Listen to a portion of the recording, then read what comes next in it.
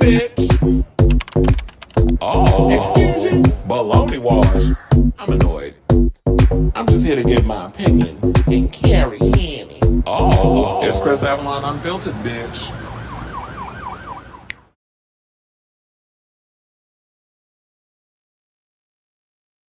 Oh, welcome and happy Wednesday. It's your boy Chris Avalon. And welcome to a brand new episode of Chris Avalon Unfiltered, a show where we basically talk about all things going on in celebrity news, pop culture, hot topics, even sometimes we get a little political. So that's the show for you. Definitely stick around because we got a lot of tea to spill today, including I was on yesterday, so we got to do our D'Angelo tribute. No, he passed away yesterday. I found out when I was actually on my way to work. So we'll get into that. Plus, we got to unpack all this mess that Kevin Federline is out here spilling regarding Britney Spears, because he already know that's the only way that he's gonna be able to sell books. We got to get into that. Plus, this mess surrounding Nicki Minaj, the LA home at risk of being seized. She said that basically her somebody been maxing out her Amex cards. Apparently, Cardi was on the scene with the gangster lean and knew Yoti before you came out and spilled it on social media weeks later. That and the fact that she decided to cancel her upcoming album. She announced that this morning and blamed Jay-Z for it. I don't know what Jay-Z got to do with it, but we'll unpack the mess. Plus, speaking of Cardi, she basically said she will take it all the way to hell when y'all come for her and her kids. And I am with her on that, but we'll get into that story. Plus, Kim Kardashian recently did an interview with the Call Her Daddy podcast, and she started spilling tea about the straw that finally broke the camel's back regarding what made her finally file for divorce with Kanye crazy behind, and even her own daughter Northwest reading her down to the floor, being like for her crying over Kanye. And so we're getting into that. Plus, we got to get into this mess regarding Wendy from the Housewives of Potomac. We have another, the dominoes are starting to fall in regards of the situation surrounding her after she got busted out here pulling white collar crimes with her her African husband, her Nigerian husband, because you're not a Nigerian. Y'all with them white collar crimes, and I don't give a good goddamn if y'all find this a stereotype. Stop making the stereotypes a thing, and we won't have to keep categorizing a lot of y'all in that situation. So we got that story coming up. Plus, K Michelle and these rumors surrounding her fighting Drew Sidora on while they were filming The Real Housewives of Atlanta. Jennifer Lopez finally confronted Howard Stern. I was shocked she actually went on his show. She confronted him over the years of him throwing shade at her. Diddy, we found out his special conditions after he is released from prison in the next 4 years and 2 months. And we got some homosexual news. One, we got some good news surrounding this Red, White, and Royal Blue sequel. There's been so much talk about this film. We finally got some traction and some news regarding it. So I got that story for y'all. Plus, Tammy Roman is under fire over the fact that she went on Candy podcast Candy Burris, and started spilling tea about the fact that she's uncomfortable around her daughter's same-sex relationship and how she didn't want her daughter's girlfriend at her daughter's graduation. So we got the video, we're gonna unpack it, we're gonna talk. Celebrities even spoken about, including T.S. Madison, who I know is probably live still right now with Craig over there doing Fag Talk. But regardless of all of that, I'm glad that y'all spending some time with me and all this other good stuff. So before we get to the mess, if you could please do me a solid, hit that like button, hit that subscribe button, smash the notification bell so that way you know when we go live with a brand new episode of Chris Avalon Unfiltered. Please and thank you. And y'all already know I'm putting the timestamps and stuff in. After a while, I got tired of saying that, but y'all already know when we do the show, you see the timestamps, they will be put in eventually. So let me hit my banner. Obviously, we got some people in the building already. And without further ado, let's get into topic number one. And let's give our sincerest condolences to the one and only neo soul icon, D'Angelo, who I absolutely was a big fan of. Y'all already know I live for Angie Stone and a lot of the music that she was coming out with. And that's crazy, the fact that, Angie Stone and D'Angelo had a child together, and within the 6-month period, they've had to like bury both two parents. That to me would be the ultimate devastation. I don't know how I will be able to pull through with something like that if I lost both my parents back to back. Lord willing, hopefully something like that won't happen. But yeah, that's just crazy to me how something like that went down. But nevertheless, we found out yesterday that he was privately battling pancreatic cancer, and he had passed away. He was only 51, and 51 is relatively young. And I feel like with this situation, black men, I feel like this is a time that a lot of y'all, myself included, because I'm at around the age now where I got to start getting the prostate checked and all that other stuff. Stop thinking that going to the doctor is a bad thing, because that's always kind of been in my head. My mother and my sister have always been big on reinforcing, go to the doctor. They'll even set up my appointment because they know how stubborn I can get when it comes to doctor's appointments and things. I don't know why it's a pride thing when it pertains to people of color or black men when it comes to going to the doctor, but it's just like, it'll save your life, because you don't want to end up like, especially particularly men who are between the ages, I believe, of 45. Like when you're getting to that middle age period, you got to start worrying about the pancreatic cancer, the prostate cancer, like a lot of those cancerous situations that exist, high blood pressure, diabetes, all those things that exist within the black community, because based off of, like, I guess, the foods we eat and things of that nature. So with all that being said, yeah, he we found out he passed away. Nobody knew he was sick, which was shocking to hear, because I know he had the only thing I remember about D'Angelo, and I hate the sensationalist part of this, is the fact that we know he struggled with substance abuse and things of that nature. I don't think it was as bad as Raheem, when you be hearing them stories about Raheem and stuff. But that was another one who could sing down. But D'Angelo was like one of my favorites. We all know, everybody tells about how does it feel and stuff, because he was naked. I don't think he was fully naked in the video. I think they were just doing some. He had some knowing in there, because there was no way in hell he had that meat swinging, shooting a 14 to 16 hour 2 day shoot or 1 day shoot of a music video. There was some. I'm sure that he wasn't butt naked, but nevertheless, that's what everybody knows him for, and things of that nature. But anyway, so yeah, they said that. Oh, but here's the thing: Brown Sugar was my song. I want some of your brown sugar. That was my song back in the day. And then, of course, with Angie Stone, it was always "My sunshine has come, my sunshine, and I'm all cried out, and there's no more rain in this cloud." So it was that. That was my song. But anyway, so yeah, now the singer, they said, is survived by two sons, 27-year-old Michael D'Angelo Archer the second, because that's what D'Angelo's actual government name was, is Michael Archer, and 15-year-old Morocco Archer, and a 26-year-old daughter, Imani Archer, as the mother of his first son, R&B singer Angie Stone, died tragically in a car accident at 63 in March of this year. Now, a rep for the artist released a statement to the Daily Mail, which began, "It is with profound sadness and the heaviest of hearts that I can confirm the passing of Michael D'Angelo Archer. D'Angelo passed away earlier today, October 14, 2025, in New York City. He was 51 years old. The rep indicates that there will be an official statement on the musician's passing in the coming days, along with an announcement regarding his memorial service. They wrote the following. They said, "This is a monumental loss, not only for his family and loved ones, but for the millions around the world who were touched by his revolutionary artistry. D'Angelo was a genius, a force of nature whose music shifted the landscape of soul and R&B. More importantly, he was a cherished son, brother, and friend whose absence leaves an immeasurable void." Now, the statement also said that the family are in the initial stages of immense grief, and they ask that their privacy be respected at this difficult time. Meanwhile, the family also released a statement which read, "The shining star of our family has dimmed his light for us in his life. After a prolonged and courageous battle with cancer, we are heartbroken to announce that Michael D'Angelo Archer, known to his fans around the world as D'Angelo, has been called home, departing this life today, October 14th, 2025. We are saddened that he can only leave dear memories with his family, but we are eternally grateful for the legacy of extraordinarily moving music he leaves behind. We ask that you respect our privacy during this difficult time, but invite you all join us in mourning his passing while also celebrating the gift of a song that he has left for the world." And funny enough, when I went on Whoople Music yesterday, they wasted no time because I was up there and they already had like a whole D'Angelo remembering D'Angelo playlist that was up there.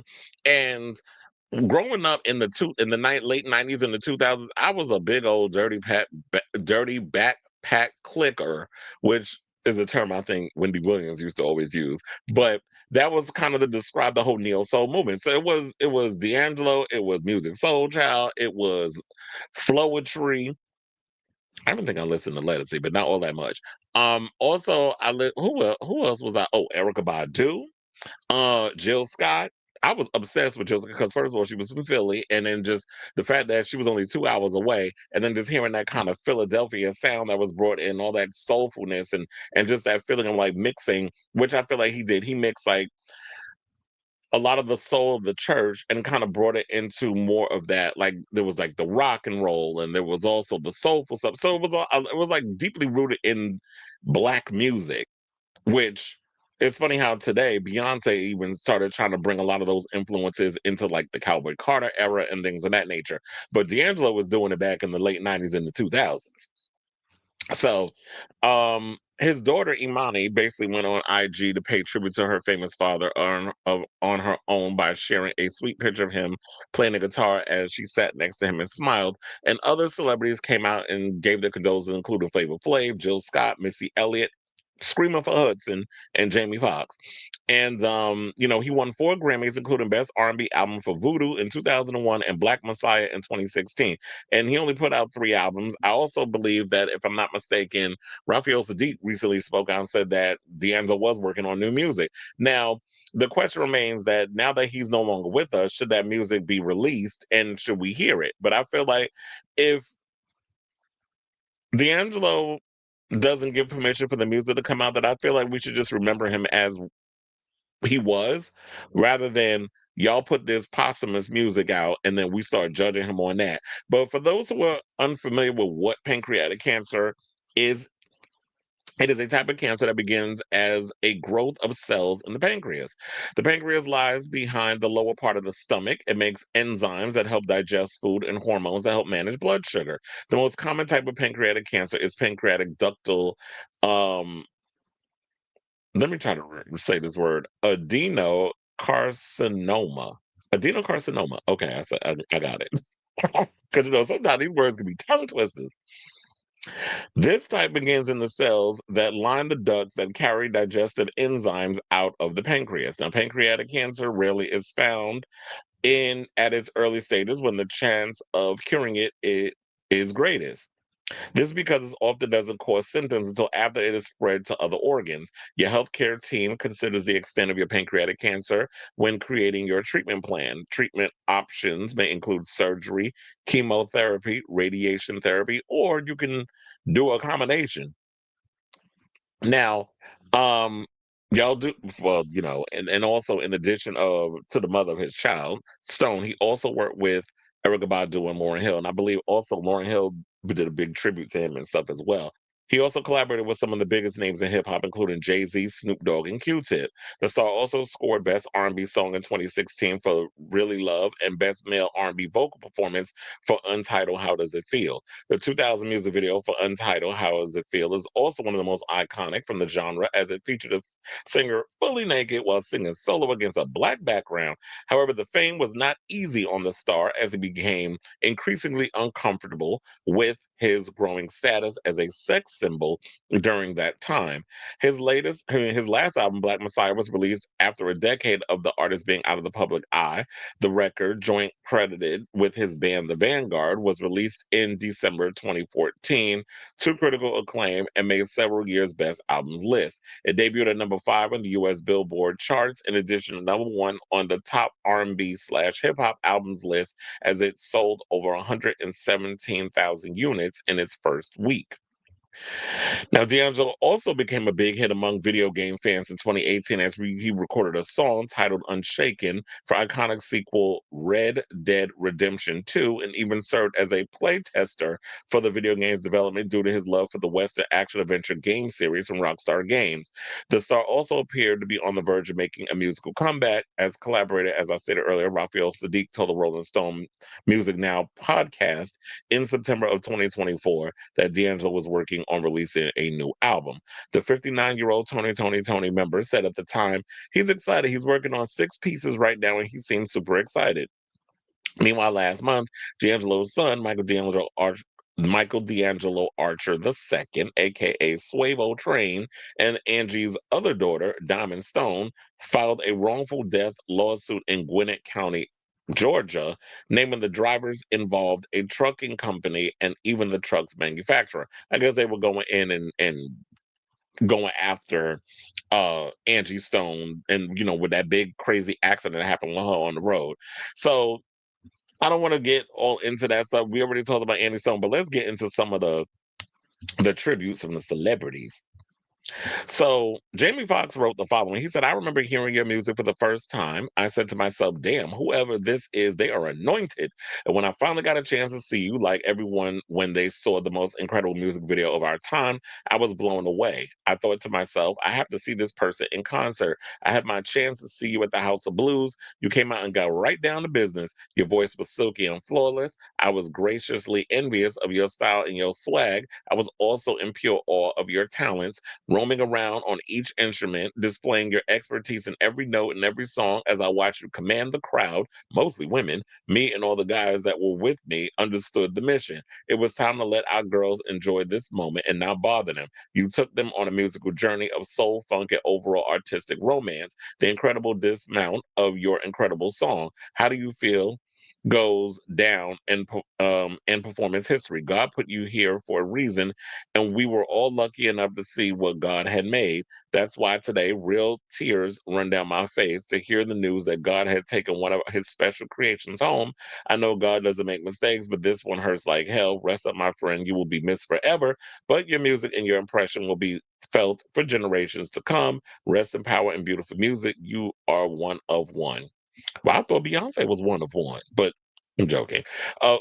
Then Missy Elliott went and said, rest peacefully, D'Angelo. No parent want to see their children go, but it's painful for children to see their parents go too.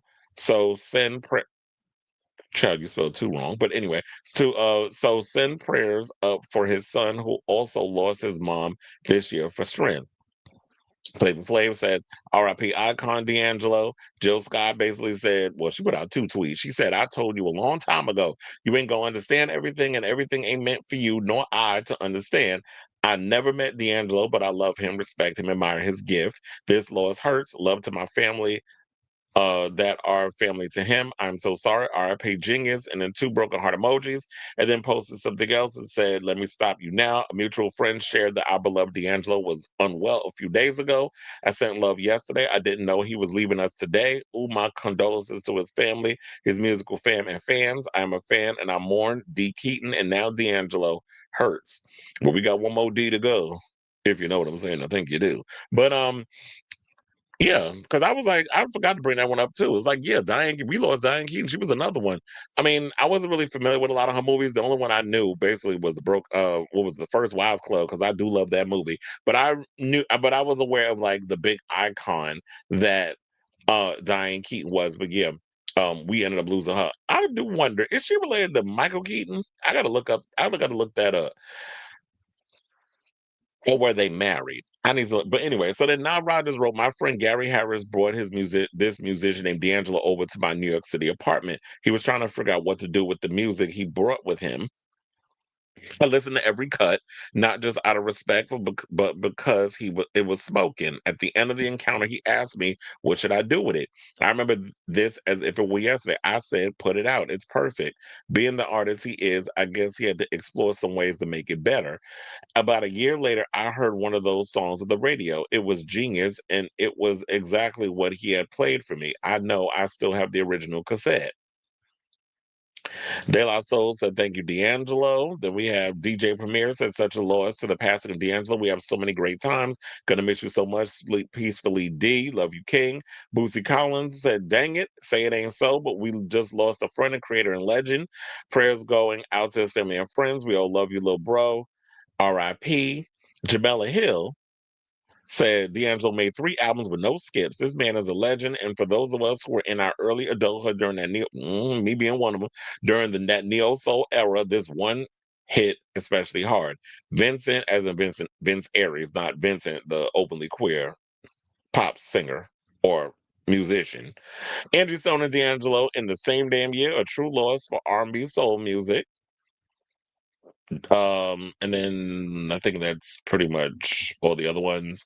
Oh yeah, then I got 2 more. So we got one from Justin Timberlake, we got one for Beyonce. So the Justin Timberlake went on and said, which brought me to seeing this TikTok that this white dude has stated. I should have pulled that up if I remembered to do that during the thing, but nevertheless, it's going to take up too much time. So he basically paid tribute to D'Angelo, whose 3 solo albums, his debut Brown Sugar, 2000's Voodoo, and 2014's Black Messiah, reshaped the landscape of soul music and helped ignite a new era. He said, I'll never forget hearing Brown Sugar for the first time. It changed me. You changed me, wrote Timberlake in his letter posted to Instagram stories, calling the record, yeah, you posted Instagram stories so it could dissolve in 24 hours, calling the record the most pivotal moment in establishing confidence in my own voice. For the first time, I heard a sound that reflected the sounds I grew up with, early R&B, but now it was intertwined with a modern edge. The chords in the arrangement carried a mixture of church, jazz, and funk.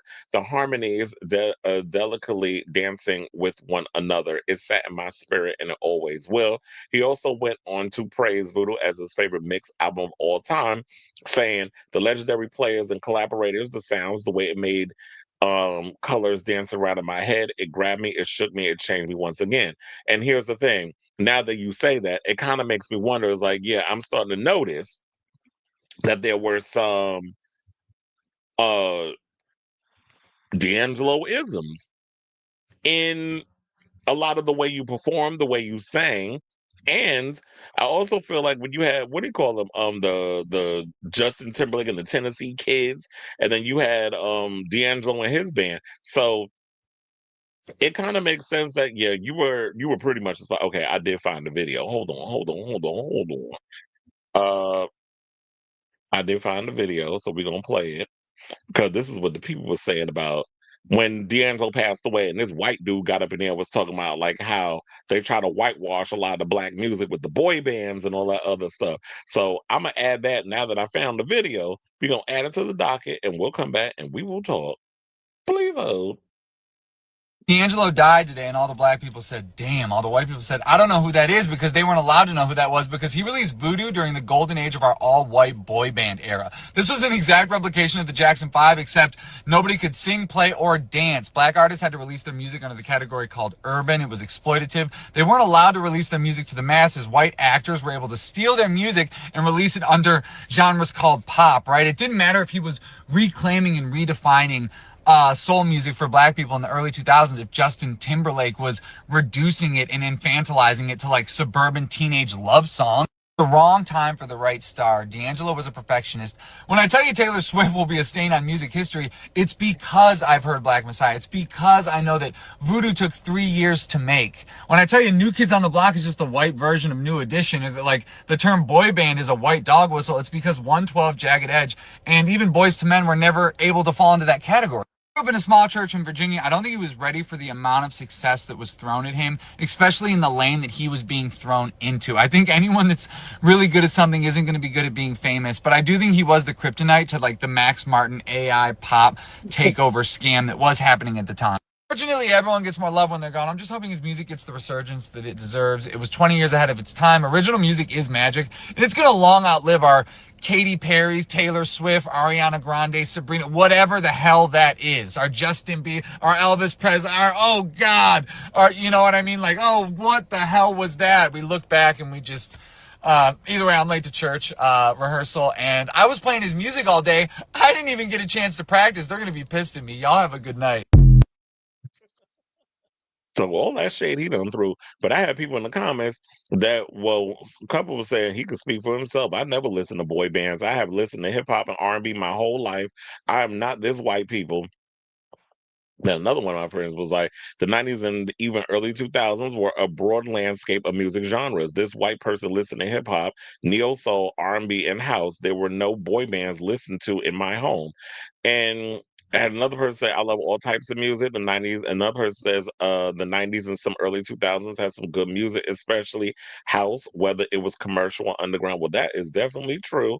Another person said, I've been saying this ish for years. My friends never understood why I didn't like NSYNC, Backstreet, and all the rest of those carbon copy white boy bands. With that being said, that white guy spilled out the gospel. Rest easy, D'Angelo. You'll never be unsung. So yeah, I guess if it don't apply, let it fly. Like not everybody fits in that category of, that we was all up in there just listening to what MTV shoved down our damn throats. And I love the time that we're in now because we don't have to be confined to exactly what society and the industry is telling us we need to listen to. And I do believe that D'Angelo is timeless. His music was before his time. And it definitely shook up something. It was like, I'm not a religious person, whatever, but I know like that just that when D'Angelo opened his mouth, you felt his soul was singing. It wasn't even the physical being. It was the thing that was deep down in his core that just came out and it just radiated through the music. So that's what that neo soul's music was. But I mean, we had a couple of people that was doing it, but nobody was doing it quite like him. Now, last but certainly not least, let's get to what Miss Beyonce had to say in regards of the whole D'Angelo situation. So she said basically, rest in peace, Michael Eugene Archer. Not using the whole government. Known to the world of music as the inimitable D'Angelo. She wrote on her website while sharing a black and white photo of him. We thank you for your beautiful music, your voice, your proficiency on the piano, your artistry. You were the pioneer of neo soul, and that changed and transformed rhythm and blues forever. We will never forget you. What's also a story that came out that her and Aaliyah had a big old crush on him back in the day? And then, so yeah, so that's basically it. I don't think I need to squeeze any more juice out of this lemon. I think we pretty much got the point, and I'm sure that there will be more celebrities and more people that will be sharing their heartfelt stories about that we lost one of the great ones in the music industry. So rest easy, D'Angelo. You will definitely be a missing part of the music community. So I definitely want to hear from y'all. What do you guys think of this story regarding how did you feel when you found out that D'Angelo passed away? I was actually on my way into the city. I was on my way to work. Well, technically the gym first, and then I go to work afterwards. And so I was in my phone or whatever, and I'm starting to see like I'm getting all these. I see this message of D'Angelo. I'm like, what? Well, one of my friends sent it to me in the group chat, and then of course, then the flooding started to happen. So yeah, I definitely want to hear from y'all. Let me know what your thoughts are on this story in the comments down below. Let me make sure I got all my windows closed. Now let's see what the peoples is saying.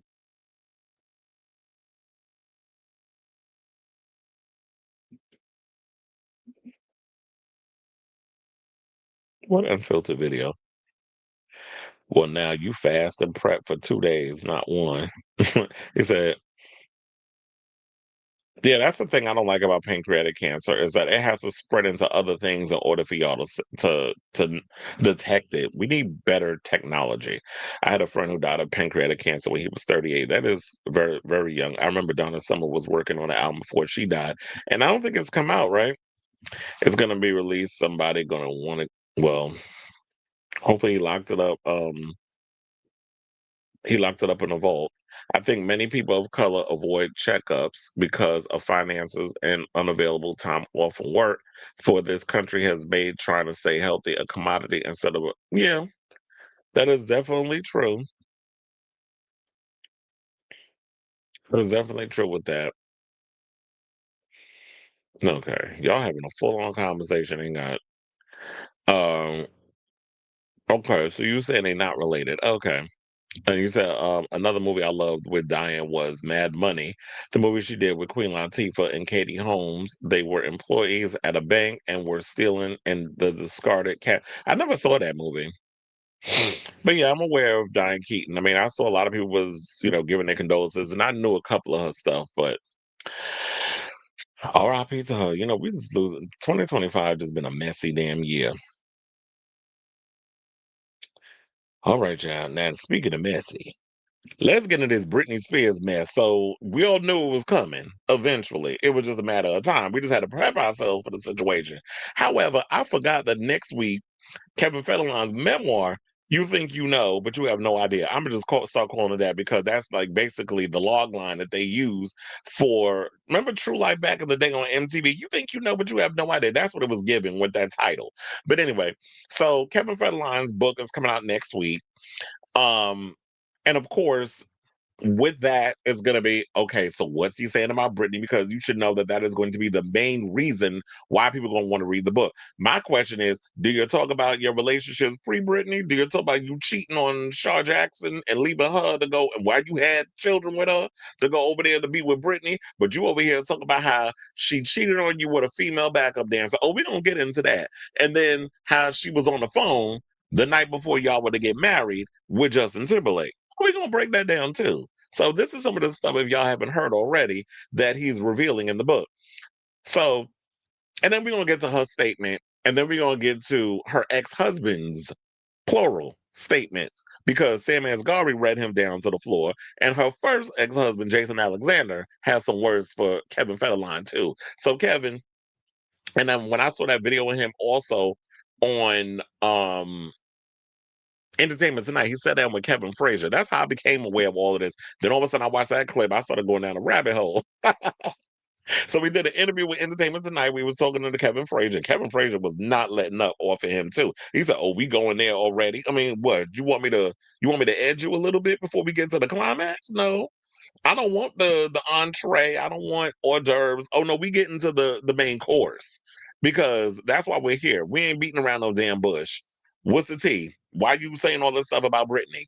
And what are you trying to gain from it? So he tries to act like it ain't a monetary situation. But sir, the timing of it all basically shows like it feels a little monetary. You pulled a little stunt to extend the child support payments by moving the family to Hawaii. So there was a loophole because Hawaii is a part of the United States. So, like, just like a lot of people don't know, Puerto Rico is a part of the United States too.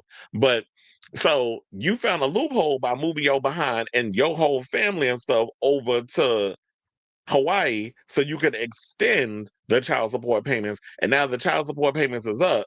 What's the first thing that came in your mind? Oh, I need to write a memoir. I need to tell my side of the story. And if you need to tell the things you need to tell, what you were saying, that why you did this for your sons and all this other stuff, you could have just sat them down and told them the stuff, and that was that. Or is it that it kind of makes me also wonder, has he been poisoning them kids the whole time? Like, has he been like putting little things in their ears with them having this kind of feeling the way they've been feeling towards their mother? It kind of makes me wonder if he's not, because they always try to paint him like he's this upstanding citizen that took care of the sons and gave a damn and all that stuff. But now when I'm starting to see all these little interviews, it's not what it's giving. It's kind of making you seem like, yeah, you are the dick that you are. But anyway, let's get into the stuff. And then I'll probably windmill a little more in between because I can't help myself. So, in the book, he alleged their children would wake up to find their mother holding a knife while watching them sleep at their bedroom door. He also alleged their sons no longer wanted to visit their mother at home in their teen years, citing fear as one of the reasons, saying they would awaken sometimes at night to find her standing silently in the doorway watching them sleep. Oh, you're awake. With a knife in her hand, Federline wrote in an excerpt obtained by the Times. Then she turned around and pad off without explanation.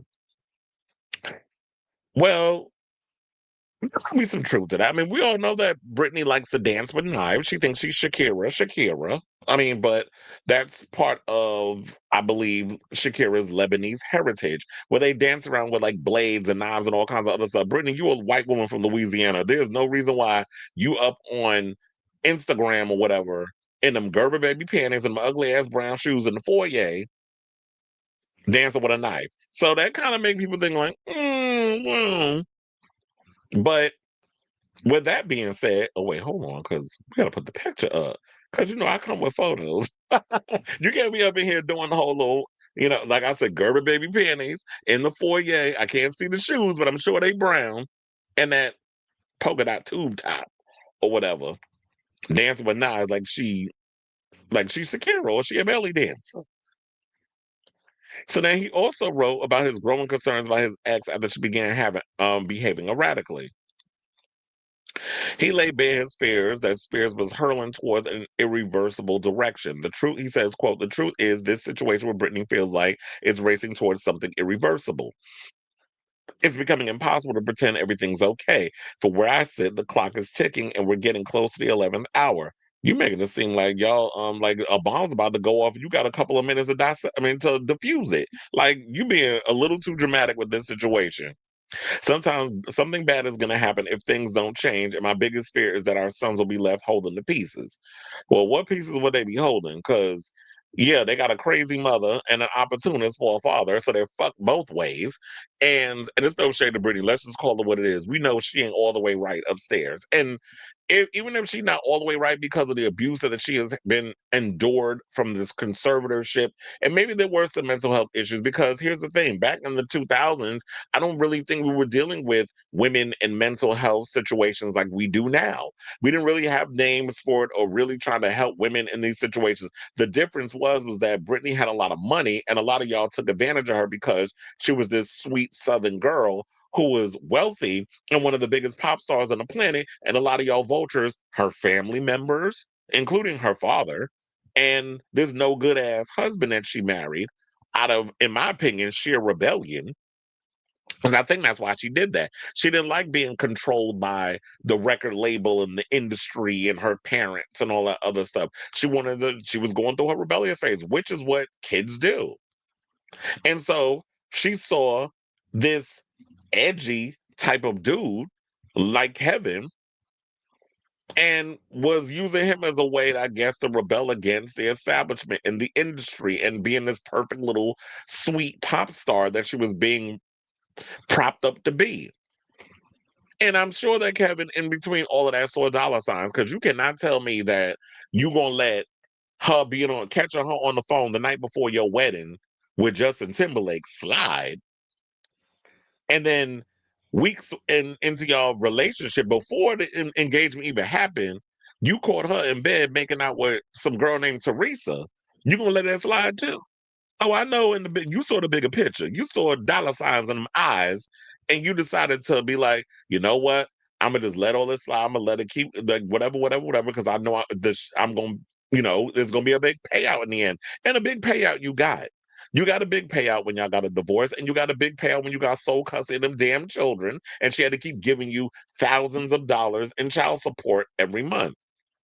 And I'm not talking about like 4,000, 5,000. It was like a two, or it was two numbers with a comma and then the thousand afterwards. It wasn't just a single digit, it was double digits. So you was making a shit ton of money off of being in that. As they say, pay me for my pain, but you paying, she's paying you for you to just basically live off of Britney's grievances and a lot of her trauma and all that other stuff. So you were smart to know how to grift. And so let's get into the rest. Then it also reflects on the night in 2008 when she was committed to a psych ward at Ronald Reagan UCLA Medical Center and placed on a 5150 psychiatric hold after she refused to relinquish custody of her sons to Federline. And it was is that this is a mother, in my opinion, the way I'm looking at it, is a mother grieving. It's a mother whose back is up against the wall. She's got a lot of personal things going on, a lot of professional things going on. You got the paparazzi all up her ass with their freaking lights and the cameras and all the other stuff. The postpartum depression, there's a lot of that mixed going in. And instead of getting her to help, what did y'all do? You added a little more gasoline to the damn fire. In my opinion, this is basically just me as an outsider looking in and observing. So he called it one of the hardest nights of his life. as he watched his partner in the midst of the ordeal, saying, "I felt sick over what she was going through. This was someone I had loved, someone I had built a life with, the mother of my children." The event came just before Spears was placed on on her conservatorship, which was terminated after 13 years amid support from the Free Britney movement. Oh, he also threw shade at the Free Britney movement too, but talk about how like, oh, it started out as a good thing, but then um it had unintended consequences on her current well-being. So now they also want to say, while he says the support for ending the arrangement probably started in a good place, he notes it may have scared off professionals from helping his ex after seeing the backlash her inner circle received from Free Britney followers. And so he feels like she won't get help because the previous conservatorship that she was in, like she doesn't like dealing with actual medical professionals. And my thing would have been this: why wasn't there something put in place where it was like, okay, so we're going to let you out of the conservatorship, but under these conditions, you have to take your medications. You can go and choose whichever doctor of your choice that you want to check on you and see if you're okay or whatever the case is. Like there could have been things put in place where she was given the freedom to do what she needs to do to take care of herself. But if she don't want to get the help, then that's on her. She grown. She's an adult. She's able to live her life as she sees fit. Just like we said, we need to get Wendy out of her situation too. At the end of the day, she's a grown woman. This is her decision. She got to live her life the way she got to live it. And I don't think people should be judging her on it. If Brittany want to continue to sit out there dancing with knives in the kitchen or whatever the case is, I'm gonna just let her keep putting them videos up and trolling us, and I'm gonna keep making my little snide comments on social media in response to the mess. Because if you want the attention, I'm gonna give it to you. X going to give it to you. He's going to give it to you. X going to give it. I don't know why all of a sudden I'm thinking of DMX. So he also admitted to the Times that he has not spoken with Spears about what he has written. Well, of course not, because you're gonna cut your ass out. And I do have her what she said. He said, "I've never ever once been against Britney. I only tried to help my sons have an incredible relationship with their mother. And it's hard because when I really reflect on everything that's happened, my kids do not know the woman that I married. And I spent 2 decades trying to bridge that gap. Except you're writing it in a book that they could possibly read about this gap that you tried to bridge that you didn't want them to know about. But you go write a book so your kids can read and millions of us could read because she said what she said in her book. But here's the thing: Britney Spears' story has been told by so many people. It was only warranted that she get to come out and tell her own side of the story in her own words in her own memoir. So why do you feel that you important enough that you get to tell your side of the story? You could have just wrote a little note to your kids and let them know what the tea was and kept it moving. We don't need to know what was going on in your personal life with her, but we know what this is. You need to sell books. Just admit it. And you can't even, there's no way to curtail around this. And I'm gonna tell you this: I definitely feel that if he was to do a book tour, child, you about to get it worse than Kamala Harris on her recent book tour. They've been eating her up in them damn book tours, where they've been heckling her and all that other stuff. They're gonna do it to your ass 10 times worse. So if I was you, do your little interviews. Well, who you gonna do your interviews with? And keep it pushing. Don't go out in public trying to sell this book because they're gonna cuss your ass out. Oh, you know all the Britney files. I bet you Crystal Vanity gonna be front row and she's a friend to the show and also a big Britney supporter. That's why I brought that up. But anyway, so um and in her book, so speaking of memoirs, let's get to this part. So it says Spears said she never had a drinking problem. Oh yeah, because he said that she was doing drugs and she had a drinking problem. But here's the thing. Brittany was like, in her book, she admitted this. She said, now we know Brittany does have an occasional cocktail and all this other stuff, but she said she's never been a girl, the type of girl that has ever had a drinking problem or has taken hard drugs. She said her drug of choice was always Adderall, which is an ADHD medication. There's allegedly the drug that a certain president of the United States likes to take too.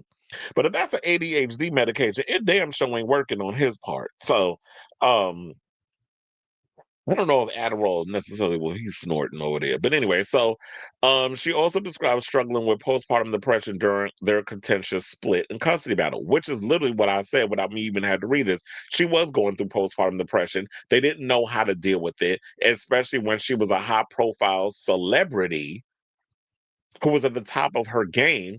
And we ain't never seen in before Britney had kids. Have we ever seen her doing any kind of crazy stuff or acting goofy or whatever? I mean, she would act goofy or whatever, but she was just being an awkward kid, and we liked her for it. But once she started having children and dealing with a lot of that, all your hormones start changing and all this other stuff, postpartum depression comes with that. And so I don't feel like it was checked. And her family should have known better. Instead of going out and be like, you know what, we're gonna help you and get you that we're gonna help you get the help you need or whatever the case is. No, let's throw in a conservatorship because we could benefit from off of her financially and force her to work and do the thing, take the one thing that she loves and basically turn her into a freaking cash cow, a slave for you. So that's why she don't like performing no more, except on her own terms in her foyer in them Gerber baby panties and them brown shoes. So they oh yeah, and then they also said that the knife situation was similar to what claim that her sister Jamie made in her 2022 memoir, Things I Never Said, in which she claimed her scared sibling locked them in a room together while holding a knife, an allegation a Lucky Singer denied as crazy lies. So yeah, of course, he gonna jump on that. So yeah, so yeah, so then he went on and said, oh wait, also let's get to the Justin thing because I want to see if there was any more specifics regarding that. So he went on to say that wait, I gotta find it. Oh yeah, he said basically that Justin Timberlake, she called him on the phone the night before their wedding. Now his latest claim comes amid the publication of his new memoir, in which he makes a chilling allegation that his and Britney's two sons woke up. We already went through the whole knife situation. We don't need to go through that again. He allegedly said that he heard a conversation where she called Timberlake while the couple were staying at the Fairmont in Santa Monica in one of the bungalows. He allegedly heard a conversation his future wife was having that concerned him. He said, I'm like, what's wrong? I thought she was talking to her mom on the phone or something, and maybe she was like having doubts. And she told me that she was on the phone with Justin. Federline said that he was stunned to hear the hitmaker's name, and he initially thought he might have misheard Spears. I was like, we don't have to do this. I don't buy that 1 second. You said we don't have to get married. You gonna sit there and turn down an opportunity to marry one of the biggest pop stars on the planet that you know if there's no prenup in place that you could get a piece of the pie? Come on now. He recalls saying, referring to couples impending nuptials. He said, I mean, he added, I don't care if we get married or not. Now, Federline said that Spears tried to calm him down by telling him that she was just trying to say her final piece to Timberlake to put an unfinished business to bed. And Spears' ex-husband recalled thinking, damn, on the night before our wedding, this is what you decided to do? Well, yeah, if that's the case, that was kind of messy on your part. That you going around using that as a way to break off a situation. But you got to realize also, not that I'm excusing the behavior, but you also got to realize that maybe what it is that, you know, Brittany and Justin have unfinished business. Brittany and Justin have history. Remember, in the book, her memoir, she admits that when they were together, he had talked her into terminating a pregnancy. And that's one of the things that she regrets doing. So there's history with them, but I do feel like it is kind of shady that she was just like, I need to break it off on the like I need to have that closure the night before. But I guess maybe that was just her way of being like, you know what, I got to put the final nail in the coffin. I need to be really sure about the whole situation, and that's that. It would be nice if Justin would come out and reveal if this is true or not. But then again, I don't feel like Justin would do that because Justin is somebody who has his own wife and kids, and you don't want to continue to open up old wounds and throw more salt on it, especially when you have a family of your own. And it's like, you know what, I'm not getting caught up in the mess. So, oh, and then we already talked about the female dancer where he basically said that they were at, and he said this was during the Onyx Hotel tour, and basically. spilled the tea, said it was Teresa Espinosa, who he credits with first introducing the couple at a Hollywood club called Joseph's the month prior, saying it was one of those loose, carefree evenings where everyone was dancing, drinking, and just having a good time. He recalls in an excerpt published by USA Today on Wednesday, October 15th. We stayed out late, hitting one of the city's nightclubs until at least 1 or 2 in the morning. After returning to the hotel room, Spears allegedly told Federline that she would be right back. As time passed, I began to wonder what was taking so long, he remembers. I was thinking maybe she was catching up with someone or handling something tour related. However, as it continued to get later, Federline decided to go into the hallway to find Spears. As I passed one of the rooms, I glanced inside and froze. There she was, he alleges. Teresa was sitting on the edge of the bed. Britney stood between her legs, hands on her face, and they were effing going at it, full on making out.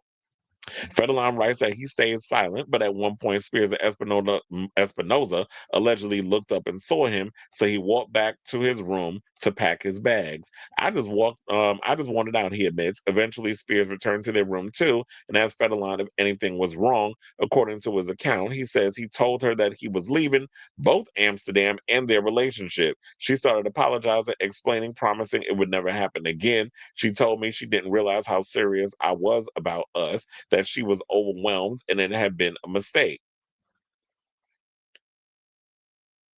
Okay, chill. So then he also explains in the book that he wasn't interested in a relationship that involved more than two people, but he decided to give Spears another chance, which exactly explains why he decided to leave Shaw Jackson, why he was with her to go running off the Britney. Didn't Shaw admit that? That basically you was in a relationship with her and you had a whole family at home, but then of course you decided to go gallivanting around with Britney. So you really expecting us to believe that it was, oh, she up in there getting her, I know it didn't actually get that far. She getting her box eaten. She getting her clam sucked on by this backup dancer.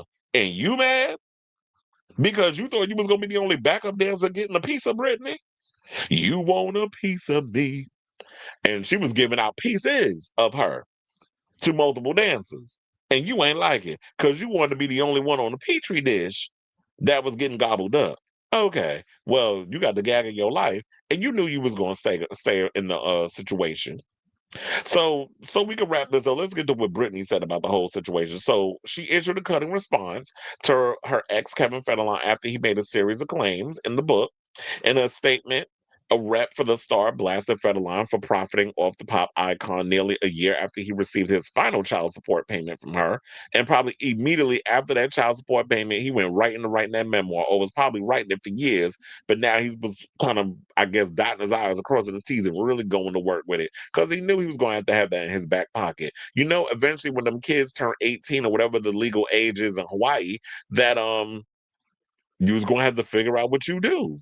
What is it that you do? Because at one point, Mr. Popo Zal was trying to be a rapper. Then he was he was a backup dancer first. Then he was trying to be a rapper. Then you was a reality star. Then you was a DJ. I don't know if you still on the ones and twos, but maybe you need to go back to that. With news from Kevin's book breaking, once again, he and others are profiting off her, sorry, and sadly, it comes out the child support has ended with Kevin. Spears' sole focus is on her two children, sons Jaden, who's 18, and Sean Preston, who's 19, and their well-being amid the frenzy surrounding the book. All she cares about are her kids. They said a source also said that Spears does not fear the memoir set for release on October 21st, as she has already laid bare her whole story in her 2023 tell all, The Woman in Me, and will avoid publicly hitting back at the memoir to maintain some semblance of a relationship with her kids. So she gave her statement. And it's like, look, let the chips fall where they may. I said what I said in my memoir that came out a couple of years ago. Now let Kevin say what he want to say, and if y'all want to believe what you want. They also went on to say Britney is not scared one bit of what comes out of Kevin's book because everything that can be said about Britney has been said. Her true fans will be on her side. She was able to tell her side of the story already in her book. Absolutely nothing is going to surprise her. And if she hasn't been told about everything already in the book, her people are going to read it and give her all the details, just so she is aware. But once it comes out and has its moment in the sun, she will forget about it very quickly, as we all will. There isn't going to be anything that is going to make her go overboard. The source continued, now granted, Britney does her own thing and anything can happen with her at the fall of a hat. Tell us about it. And one late night, she could tweet something out there. And she does like to randomly tweet stuff. But this is different because she doesn't want to get into it because her kids and still want some semblance of a relationship with them. And she feels if she talks back on anything Kevin says in the book, it could provide a fallout, and she doesn't want that to happen. For now, she plans on shrugging off the memoir's claims once it comes out. So currently, she is going to let things occur naturally, have the book come out, and go on with her day. There are close to those that are close to her have mentioned that this is the best route to take as well. And you know what's bothering me about that whole statement? The fact of the matter is, why she always got to take the high road? Why does he get to put out some bullshit and the son's got to be all with their daddy on it? But the minute mommy comes out and says something that your daddy is full of shit, why is it that you want to get mad at her? Because she comes because of her mental health history? But you want to let with that old succubus over there, that no good ass bastard father of yours, you gonna let what he says rock? To me, I feel like if he gonna say some stuff and she gonna say some stuff, I'm gonna be equally as mad. And not just gonna pick a side, but it's easy to just throw women under the bus, I guess. But she wasn't the only one that threw a little shade. Also, her ex-husband has I told her it was gonna be a lot in this with this topic. It's a whole lot to talk about. So yeah, her first husband, Jason Alexander, had some things to say. Okay, I can remove the picture because I was like doing that for effect with the Britney on the phone with Justin. So yeah, Jason Alexander, her first husband, basically came out and said some things. Said, Kevin, you don't get to rewrite the story without owning your role. This is what Alexander, who's 43, began. Surprise, surprise, it leans heavy on painting Britney in a bad light. As someone who's known Britney most of her life, not just as her first husband, but as a friend who's seen what she's gone through, I can't stay silent. Kevin, you don't get to tell half the story, not when you were in the middle of it. Now, Alexander, a childhood friend who Spears married while under the influence, which I was under, in Las Vegas before the marriage was quickly annulled, went on to criticize Federline for portraying himself as an innocent bystander in his upcoming memoir, You Thought You Knew, while witnessing Spears' struggles. He wrote, that's not what went down. You were her husband. You were supposed to be her protector. Instead, you were partying right alongside her. The drugs, the alcohol, the chaos, you were all there for it. You weren't trying to pull her out. You were feeding off it. Exactly. Like a chaos demon. You thought you knew. Well, we don't need to talk about it anymore, like when the book comes out, because I ain't buying it. So, and I think that's all he said. Yeah, that's pretty much all he said. So we don't need to go into any more of the situation. But last but certainly not least, let's get into what Sam Asghari found behind had to say. And this is why I don't get when y'all be telling me it's about Sam is a culture vulture or not a culture vulture, like he's using Britney. I've never felt that from him. I feel like he genuinely cared about her and stuff, but I know how people get overprotective when it comes to her. So anyway, so what he said was because TMZ, a photographer, basically asked him what he thought of Federline's upcoming book, and he basically said, "Well, he was a professional father." And this is what he said while walking outside West Hollywood's the Abbey on Saturday. I wonder if he was at that thing with what they were doing with the Mister, that whole campaign, because they had a lot of people there. T.S. Madison was there, a lot of the drag queens from Drag Race. Like it was a full on situation. I wonder if he was at that. And I saw Cardi B was there too, um, making it rain on some of the male go-go dancers. But anyway, so yeah, that's what he said. He said would be the first book that'll tell you how to be a professional father, and that's basically what he was. He was a professional father. Is that you basically made a living taking care of them kids while Britney was out there being a workhorse. So that's all I got on that for now. I'm sure there'll be more that we'll be breaking down regarding this Britney Spears story in the days ahead. I'll definitely keep you abreast of it as it develops. I'm actually glad that people are reading the book. A lot of the media heads are getting a piece of this book and putting it out online. So we actually don't have to spend the money. Look, I'm trying to save y'all hoes some money. So I'm spilling all of it on this episode, in this clip. So stay tuned because I'll be sitting here telling you all the stuff for free. So we don't have to give Kevin Federline no money. He just gonna have to live off of whatever his wife making at that university she work at if she still work there.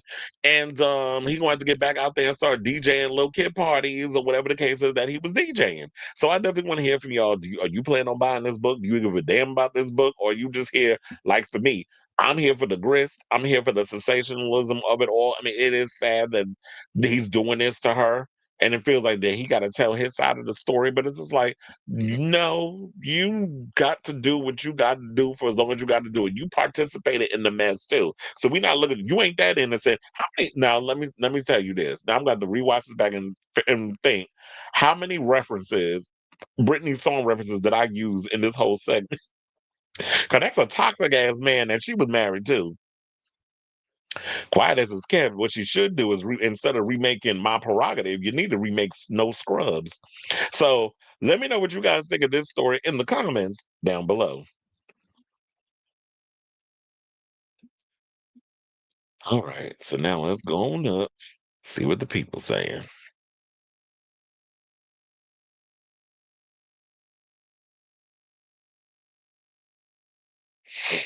I was saying his title should have been "You Think We." Okay, maybe that is. I mean, well, you think you know. But it's like, no, that would be mean. If we call it, you think we care? Well, because quiet as it's kept, we don't. Everyone knows it's a cash grab. Yeah, everybody knows but him, right? But it's like, sir, it's so damn obvious. Brittany didn't and doesn't deserve a conservatorship, but I don't like how we can't recognize that lady is strange. It may not even be her fault, but due to the abuse she faced. Exactly. Brittany looks completely different from that one picture of her with Kev from the 2000s. Barely recognizable. There was a little short hair dude that she had. I was like, what is that? If Federline didn't tell of trying to reveal these concerns when they were trying to get rid of that conservatorship, then he needs exactly. Because here's the thing: if you had Britney Spears' well-being, if that was a genuine concern, if she was running around with these knives hovering over the situation, how come we ain't hear about it? Because it'd be in court documents obtained by TMZ. Because they love putting that little sentence and everything they write and they on their tired ass website. So why wasn't that in any of the court documents or whatever the case was? Especially when you wanted to get full custody of them kids or most of the custody because didn't she only get them like visitation and all that other stuff? Child, I could have told you that. I ain't even had to read the book. It said it was insufferable to get through. I never finished it, and I never will. It was simply humiliating. Child, don't even get me started on these weak ass Democrats. And shout out to the I Had It ladies, Jennifer Welch and Pumps, for dragging the hell out of Cory Booker. How many vocabulary mistakes were in Kevin's book? He seems like the type. Oh, child, he didn't write that book. He hired a writer. He hired somebody to do it. He basically sat there and told the story, and somebody wrote because he definitely gives me like. And this is no shade to y'all that have dyslexia, but he gives me dyslexic tease. Yeah, that's what we need to start calling him Kevin Federlize. His name ain't even Federline no more. It's Federlize. Thank you for that one. She's the mother of his children and financially benefited from her far too long. Karma's gonna get it when that book flops. Now, if I hear one New York Times bestseller on the front, if I see one and it come out with some damn New York Times bestseller selling author Kevin Federlize on the book, I'm like, y'all full of shit. Cause there ain't no way in hell somebody went and bought a bunch of damn books and that became a bestseller. Ain't nobody buying that. I feel like anybody that partners Brittany recognizes the benefits. I think that's especially true for people that have less than her and want to work in entertainment. Exactly. If like I definitely know, like if I was to get with somebody that was, wealthier and more famous than me, like child, if I was to be engaged to Pedro Pascal, like you don't think I know that I'm financially benefiting in a way that it's like, yeah, I get to live like a rich white woman. I get to live my rich white woman fantasy, and I'm being taken care of, but I could also go off and do my own thing. It's like, come on now. It makes me wonder with Kim and Kanye, who's the bigger breadwinner? I don't think Kim has more money than Kanye, though. All right, y'all. Let's move on because we already know who's the breadwinner in this next topic. Let's talk about Nicki Minaj and this whole drama surrounding her $20 million LA home. So multiple reports have been going around talking about how um her mansion is at risk of being sold off doing a massive unpaid debt. So her and Kenneth Petty were supposed to, I think it was like there was a guy that sued her, basically said that she was they were assaulted by Kenneth, sued for some money, ended up getting, I believe, $500,000 in the ordeal. Nikki was supposed to pay it. Nikki hasn't paid it. The person is going back to court and basically saying that they want the house. So they feel like the house needs to be repoed so they can go and get the money owed, which I don't think is going to happen. I did see somebody had the nerve, the unlitigated gall to say, oh, I don't think she has to pay. Okay, clearly you're a barb because you don't get to tell somebody that, oh, you commit something, the court tells you you got to pay off something. You're like, oh, I don't need to pay it. Says who? You don't get to make that determination. The law is the law. Even though there's people out here who just do whatever the hell they want anyway and get away with it, or they go to jail. So Thomas Wyden Muller claimed in court documents obtained by Page Six that the Anaconda rapper and her husband, Kenneth Petty, had refused to pay him the more than 500 grand they owe him after he filed an assault lawsuit against the registered sex offender. And every time I bring up, he wasn't a registered. He's not, so he don't need to register whenever he leave the state or you go to California because the paperwork says otherwise. Now, while Wyden Muller has now asked the court to help him collect the money by placing Minaj's 11-bedroom Hidden Hills, California home up for sale. The dwelling is subject of a $13,258,000 mortgage lien and a $722,151 homestead exemption, together just under $14 million, the court docs read. The property current fair market value is appraised at $20 million, yielding approximately $6 million in equity beyond the lien and exemption. That amount is more than sufficient to satisfy the judgment, plus accrued interest in enforcement costs. White and Muller's legal team claims in the docs that the sale of the pop star's home would satisfy the entire judgment with millions to spare. Now, Minaj, as y'all know, was a global music superstar, estimated to have a net worth of anywhere between 150 to 190 million, and is reportedly the highest paid female rap star in the world. And she should be, because she's worked hard to get to that point. The problem that a lot of people have with her is the overall insecurities and the attitude, and the fact that you just a rude ass bitch to a lot of people, particularly your female contemporaries, starting with Little Kim on down.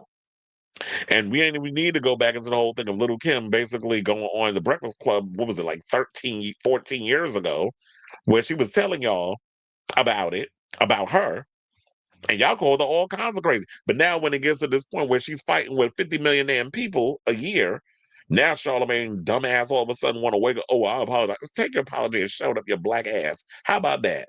Do that. Because we don't care. Then you can't just come out all of a sudden 13 years later and not want to listen when somebody who's experienced a thing with somebody is telling you about this person, but you ain't want to hear it then because now they get coming at your ass. And it's over. And I hate that about people when it's just like, oh, so you only care once it affects you. Because she wasn't the only one. I mean, she got into it with Mariah Carey on American Idol.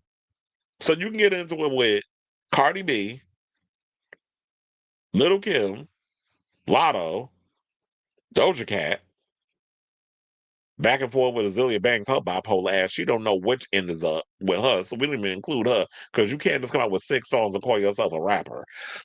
So we don't exclude Azealia, but you go in there and you got into it with every Megan Thee Stallion. You got into it with so many different female rappers. Anytime somebody comes out and it's like you should be at a place because you said this out of your own mouth, that when somebody new comes up, that you should embrace them and welcome them with open arms. But sis, you should be doing the same thing. But no, you want people to literally bow down and kiss your fix a flat injected ass. Ain't nobody got time for that. I'm not kissing nobody ass. Like, I'll show you homage, pay you homage, I'll show you respect and all those things. But what we not going to do is I'm not literally out here kissing them. I don't kiss nobody ass unless I'm in the bedroom and the man I'm with want me to put my face in his ass. Now, outside of that, mm-mm, I don't kiss somebody ass unless permission is granted. So now, when White and Muller worked as a security guard for Nicki's 2019 concert in Germany, he claimed Petty sucker punched him in the jaw. The incident allegedly occurred after the Starship's MC, born Onika Mirage, berated a female security guard for allowing a male fan to get on stage during the show. Minaj allegedly yelled at the guard, calling her a F and B while recording and belittling exchange. While recording the belittling exchange. Now, White and Muller, who was the head of security for the evening, said he stepped up to console the crying guard before approaching the barbershop, the next cut actress, to discuss the alleged incident. Who do you think you are? He claimed Minaj yelled before allegedly throwing her shoe at him. Oh, she would have got the shoe back. Now, Muller then claimed that Moment for Life rapper verbally raided him in a room before Petty punched him out of the blue, breaking his jaw. Due to the alleged assault, Muller claimed that he had to undergo 8 surgeries to repair the damage on his jaw, which involved inserting 5 plates to his face. So the judge awarded Muller 503,318 for the damage under the default judgment.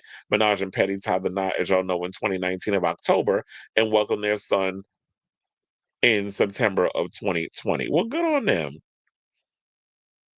And he's 5 years old and things. So there, look, just figure out a way that you can be able to get your money. I don't know what it's going to take for them to actually pay up, but if she wound up losing her house, says that's not what you want. I mean, trust and believe, she's got the money.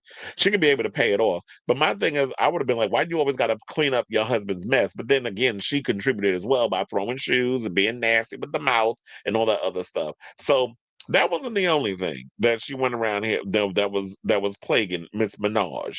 The next thing that was going around is she decided to go on social media and said somebody was out here using her American Express card, or Amex for short, totaling thousands of dollars. Now, I don't want to be the one to throw a little extra salt on the wound, but do we need to bring up Cardi Damas? Because she was out here spilling all your tea and predicting the fact that you need to be worrying about what's going on in your own house instead of worrying about my sales.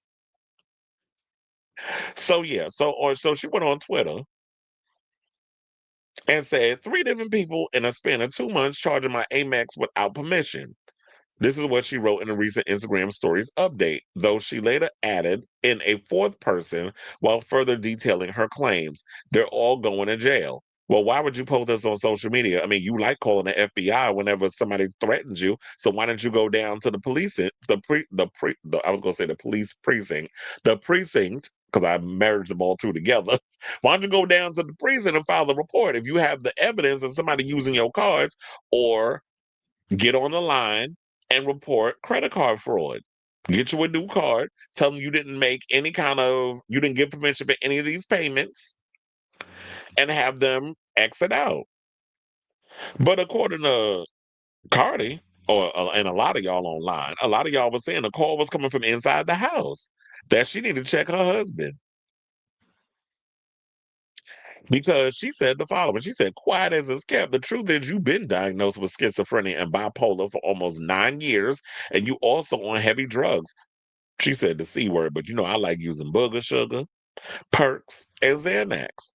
You don't listen to anybody around you. The only person that have the power is Kenneth Petty, but you know what happens with that Amex when you sedated. And she posted this 14 days ago. This was October 1st of this month. Well, obviously it's October 1st of this year. In another post, she posted, Dear Onika Tanya Mirage, this my last time responding to you because this past Twitter now, I gotta see you. But first I'm gonna tell you truth. You said out of your own mouth that the little girl you haven't forgave your mother yet, and that's because your mom used to stay silent when your dad used to touch on you every time he did that crack pipe. You know you experienced a lot of trauma and abuse, but drugs is not gonna help you. You need to go to therapy now. I'm gonna let you know this today. Your husband is not stopping you from your actions because he lets you do drugs all day to numb you so he can max out your credit card. Yeah, you think I don't know? Them queens ninjas that you be excuse me, letting in your house every time you kick them out, be coming and spilling your tea in the hood.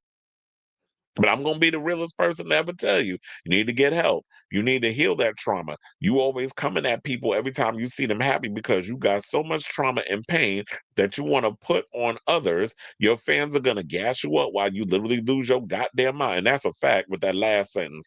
Well, it's not the last sentence, but with the last one I wrote. Your fans are definitely going, because if they was your real fans, they will pull you to the side. Well, not even pull you to the side. I guess they have to hit you on social media. Because look, you like gaslighting your barbs just as much as they like gaslighting you. And they enjoying and living for all of this. And they go hard on trying to windmill against anybody that says anything that may be some slight or not the entire truth about y'all fave.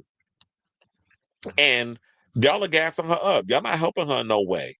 But y'all living for the drama and stuff that's all over social media when literally it is a cry for help. You don't have no friends, no family, just a man in your house that let you do drugs till you pass out so he could spend your money and buy the hood chains.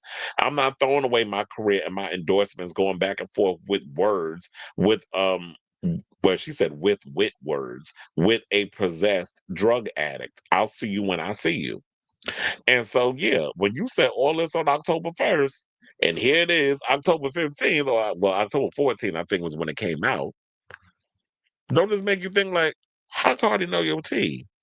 Cardi's not the one that's run up your AMEX card. Cardi got her own money. She don't need Nicki money. All them endorsement deals and everything she got going on. Why the hell would she be maxing out her card? She know what's going on because, like she said, and you know, as somebody who grew up in the hood, ninjas talk. Trust and believe. They talk worse than bitches when it come down to stuff that be going on. So y'all be thinking women are worse with the guys? No, we're being the men. The so-called heterosexual men act gayer than the gays with the mouth, and women with the gossip. I know because I be hanging around.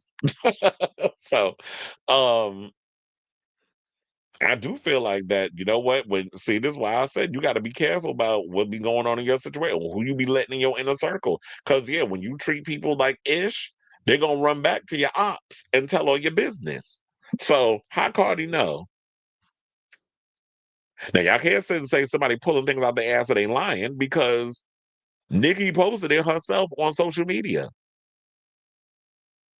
But speaking of social media, that ain't the only thing that she posted on social media. Last but certainly not least, she also announced this morning that she said, F y'all, I'm not even putting out that Pink Friday Part 5 or whatever the hell you know she's gonna call it Pink Friday a damn again. Because she can't come up with no other title besides some goddamn Pink Friday. Just like every damn album Lil Wayne put out gotta be called The Freaking Carter. I'm like, can y'all come up with something original? And grow up, you damn near 45 talking about some damn pink. But anyway, so she posted this picture on social media and basically said that she ain't putting out an album. She said, okay, I'm not gonna put out the album anymore. No more music. Hope you're happy now at SC. Is that supposed to be Sean Carter? Bye Barb's Love You for Life. So you basically gonna put this out here, blame Jay-Z, but I don't even think, wait, does Jay-Z have a hand like you can't put out your own music? What does Jay-Z have to do with the fact that you can't put out your own album? Is it because of the label that you're under and he controls whatever the case is, so he's preventing you from putting out a record? It's funny how she keep throwing daggers at Jay-Z and Desiree and all these other people. None of them are clapping back. None of them have been responding. She basically out here, they got her out here looking like the crazy lady, just lashing out with all these accusations and saying all kinds of crazy stuff. And it just being left to, she being left to her own devices. And then they out here thinking, oh, she on that stuff, crashing out on social media again. So I do agree. Nikki, get some help with whatever's going on because I just don't understand how you went in. It kind of makes me wonder, was there ever an album done in the first place? Because you decided how conveniently you announced that you got a new album coming out in March, right after Cardi B released the record, which is something she tends to do a lot of whenever artists come out with something, then Nicki want to announce something herself. And then now, not even a month later, now you're talking about the album ain't coming out anymore. You want to blame somebody else for your music not coming out. If you want the music to come out, you'll find a way to put it out. But so I'm calling BS on this. But the question remains with the last two albums that wasn't on Queen and the Pink Friday 2, whatever the hell it was called, those albums weren't that great. So, are people that hungry outside of her fan base for new Nicki Minaj music, especially when we have so much different variety of female artists that's giving the gays and the girls what they want? So, I definitely want to hear from y'all. What do you guys think of this story regarding all the mess that's been going on with Nicki Minaj in the past? Can we say 48 hours? It feels like it might have been maybe a little less than that, but within the past couple of days, we'll say. So, yeah, I definitely want to hear from y'all. Let me know what you guys think of this story in the comments down below.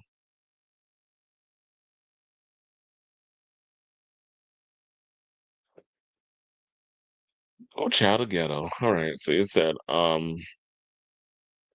I still love Nicki, but that man will always be a stain on her image. Onika and her music will always have a special place in my heart, but I can't defend her like she's incapable of being criticized. Absolutely. And I feel like with any artist, even some of my faves, y'all know I be on, that's why I said with this show, we equal opportunity offenders. When my favorite artists come out and they do something, I don't be sitting there acting like they walk on water. I read them too when they be doing stupid stuff. So turnabout is a fair game. And I do feel like she is not beyond reproach when it comes to the criticism. And this is the one show where I'll be like, yeah, nobody's up beyond reproach. We could all be approached about some stuff. And even if I mess up on things, it's like I could be called out on it. It might hurt a little bit, which I think that's like ego. And once you get past that whole ego period of not taking it so serious, then it's like, okay, well, maybe it's a point of self reflection that I need to look at and work on some things about myself to better me as a make me a better person. But yeah, it doesn't look good when you're someone who uh come from a home of like you come from abuse. Your father allegedly abused you sexually. Your brother's a sex offender. Your husband's a sex offender. So you surrounding yourself with sex offenders. It doesn't look good on your in your situation. I think Mariah was the issue on Idol, but it's been so long I don't remember. Love old Nikki. It's the new Nikki that's insufferable. Well, I'm sure they probably both were. I feel like when it comes to Nikki, Nikki definitely meets her, but she's met her match twice. Mariah was a match, Cardi's a match. And here's the thing, both are from New York. That's probably why. New York girls are built different. New York, trust and believe, New York girls are built different when it comes to like the mouth and the attitude and the shade and all that other stuff. Look, I love Lil Kim. Too bad the music she released after. Yeah, yeah, yeah. Because I was like, I feel like, yeah, I was living for Lil Kim, and then it was like when she went to jail, and I lived for Naked Truth. I remember when Naked Truth came out, my friends ran that album into the ground, and I bought the CD, but they was running my music into the ground. So Naked Truth got ran down. Well, actually, it was like back then when you had bought CDs and you let your friends make copies and stuff for themselves. But yeah, so and then of course, well, never go, never go, never go, whoa, whoa, whoa. That was my song. So I be trying not to say the N word too much on social media because of the YouTube and algorithms. So but yeah, post prison, Kim, yeah, the music wasn't the same. I'm like, girl, please, why don't you just do like Cardi and get you a ghostwriter? Find you who's your partisan James, partisan Fontaine. And it's no shade to Cardi B. Who doesn't have ghostwriters, or not even ghostwriters, but writers, or a writer, a co-writer, whatever the case is? There's a lot of your faves, even your male rapper faves, use writers. Kanye used writers. So why does nobody drag him as much as y'all be so quick to drag Cardi?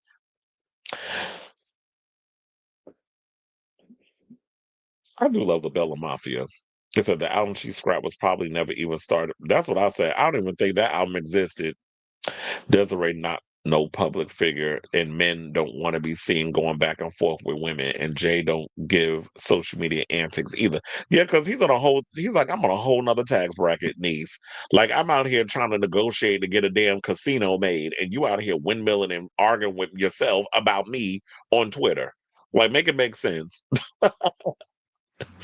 Even though he can't get that damn casino up, but Nas was able to. Well, that's because Nas wasn't stupid. See, that's why I said us Virgos, we smart.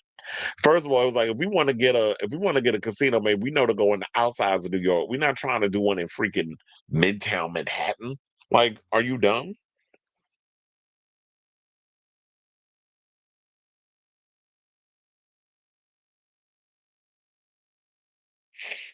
Oh, we're trying to see something. Okay, so I was trying to get this shit for Friday, but they was like, "Nah, I didn't get it. I managed to get the one for yesterday."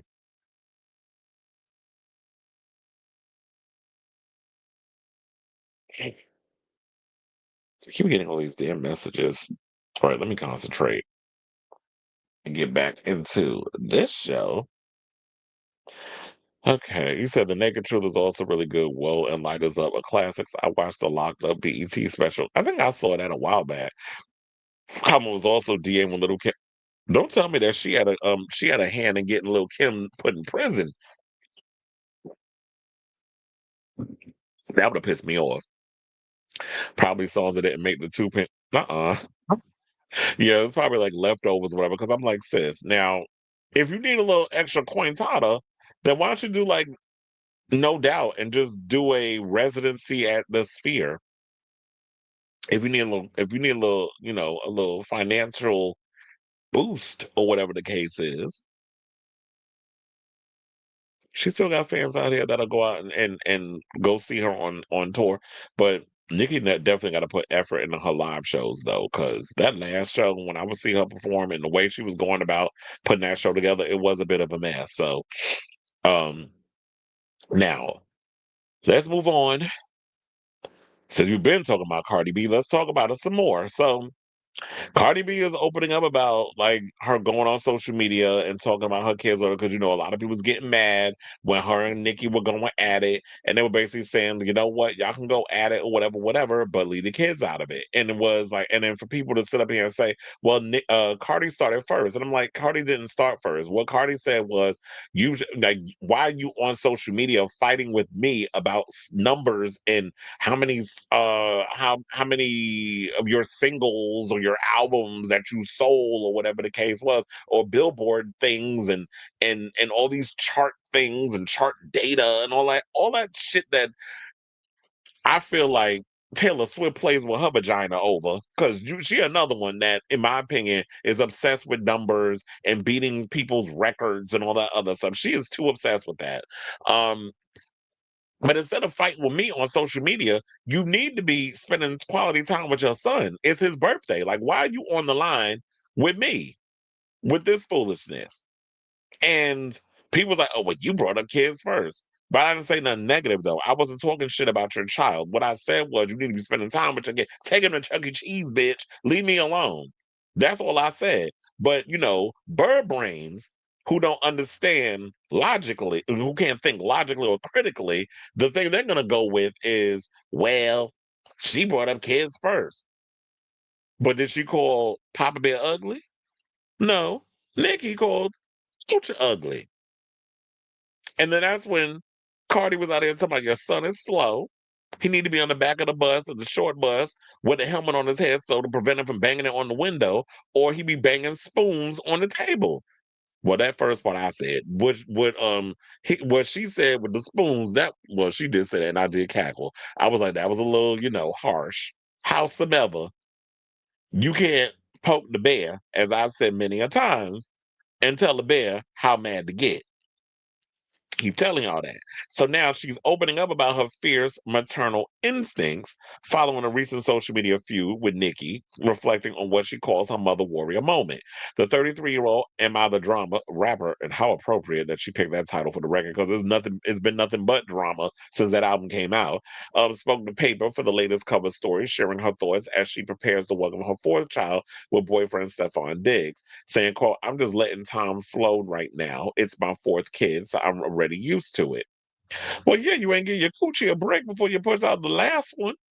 So of course you used to it. But she said, but I feel like definitely this week my mother warrior came out. I was fighting for my kids. She continued mentioning the controversy with the rapper. She said, this week I showed the world that I will get the most nasty about mine. And it felt so weird because I never had to get that nasty for my kids. But I did, and I really feel like a lioness, which is literally what I compared her to when this story first came out. I was like, yeah, she's basically like a lioness protecting her cubs. She also added, "This was one of the moments I got tested the most about being a parent, but it also goes to show me how strong I am. And it just goes to show me that it's like, damn, I will really take it to the hell for mine, mentally, physically, anything, and I wouldn't care." Her words come shortly after a tense online exchange with Minaj, during which their children were briefly dragged into the feud before both parties appeared to issue a mutual truce. The feud reignited when Minaj allegedly criticized the sales of Cardi's recent album "Am I the Drama?" In a series of now deleted Twitter posts. Cardi responded with posts of her own, defending herself and challenging Minaj to measure herself against her contemporaries like Rihanna, Taylor Swift, and Drake. "Nothing more annoying than a bored expletive," Cardi wrote. "You must have missed me, huh? Crazy. Now kiss my feet." The exchange escalated to personal attacks, with Cardi urging Minaj to seek help for past trauma. And we already went into that in the last thing. And then Minaj, in turn, reportedly encouraged her fans to boycott companies tied to Cardi B, citing past grievances with the rapper. You really think that they're going to sit up here and go online and Google schmoogle all the companies that align themselves with Cardi and just be like, you know what? Um, we're going to boycott the stuff and we don't want to have anything to do with these companies. Like if it was Adidas, oh, I got to start wearing Adidas sneakers because y'all fighting. These kids ain't willing to give all that up. A lot of them could barely stop eating from companies that are anti-LGBTQ, if they are queer, and anti-black. I want to know how many of these barbs stop shopping at Target. I'll wait. Also, Chick-fil-A. You know how many ninjas I see me going in and out of some damn Chick-fil-A? I ain't never ate Chick-fil-A in my life. I will say this, though. I did try that sauce. And that's because you could buy the sauce in the store. And one time I did try the sauce. I forget what type of sauce it was. It tastes like French salad dressing.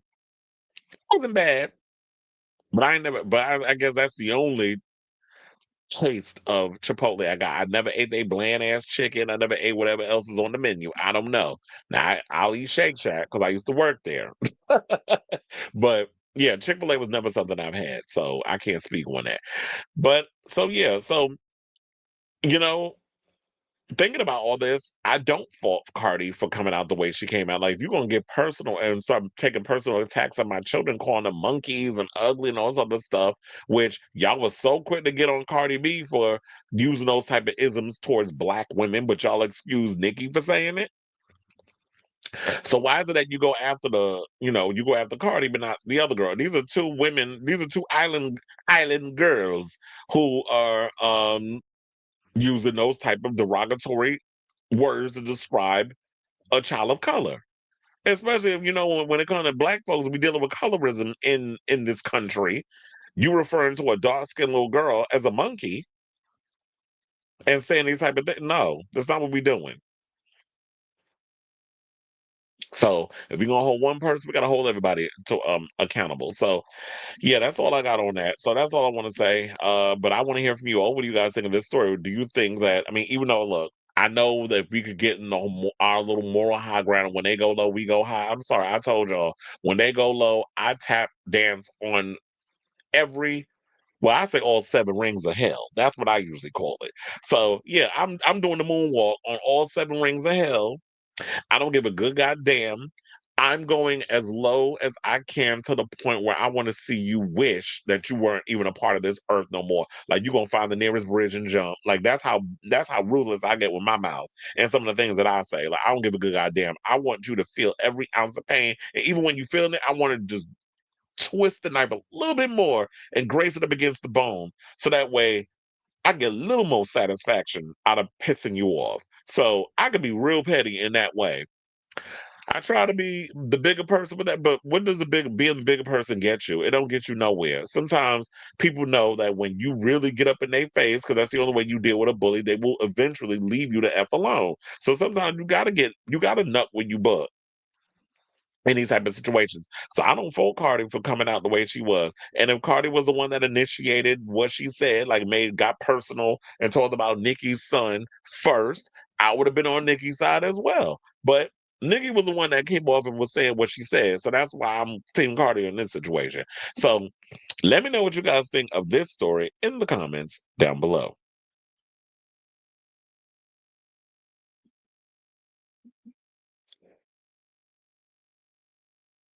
That is true though. She did kind of put that out there. Like when you going out here talking about like when you poking the bear a little bit and saying, "Oh, I'm gonna outsell this and this," you shouldn't have just did any of that. You could have kept that to yourself. What you should have did was um just be like, new album coming out.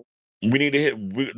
Let's make it. Let's make history. Let's hit these big numbers, whatever, whatever, whatever, and call it a day. When you are doing like little personal jabs, because you know, excuse me, what Nikki's Achilles heel is, what her triggers are, what her insecurities are, and then when she blows up, then y'all going back and forth. It's like you know her Achilles heel is record sales. She lives and breathes by all of that. She wants to be at the top. She wants to do, a lot of that with the overcompensating. A lot of times because you wasn't that girl when you was younger. So now when you're in a place of celebrity dumb and being a big time star, a lot of that is overcompensation. And so, yeah, Cardi did kind of play into that. Now, if Cardi keep pumping out kids, she'll have 8 kids by 40, and hopefully a third.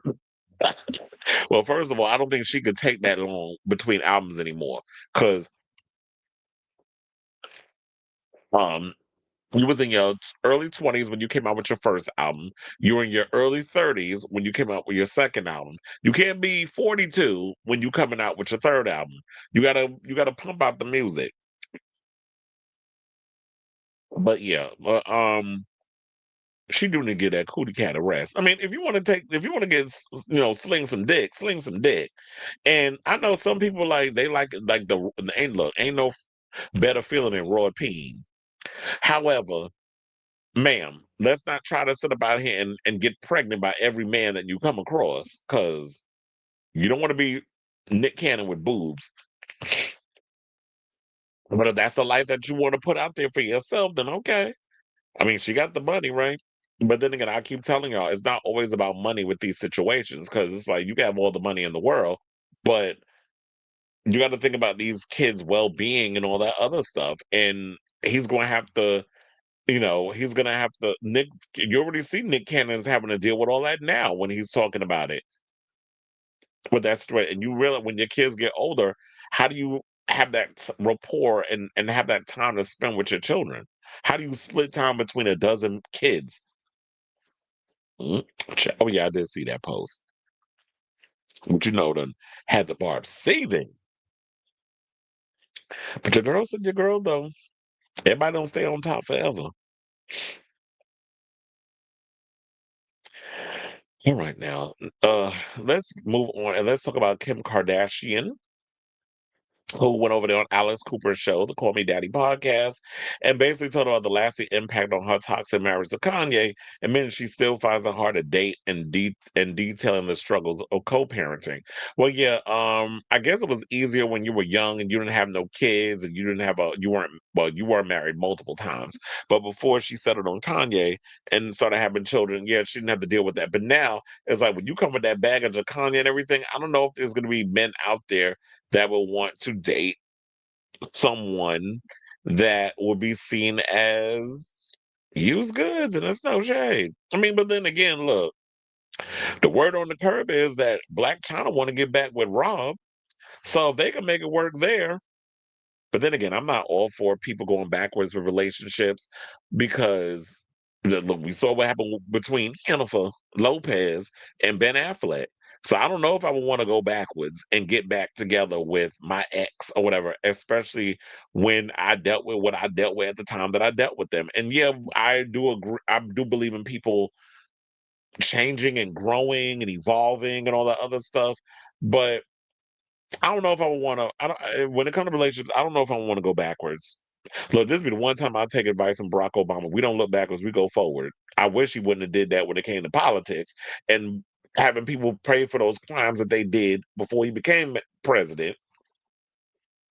But This time I was like, I look forward. I don't go backwards. So now, during Wednesday, and that'd be today, episode of Call Her Daddy, host Alex Cooper asked her what was the final straw in her and in their union, which she acknowledges was toxic at times.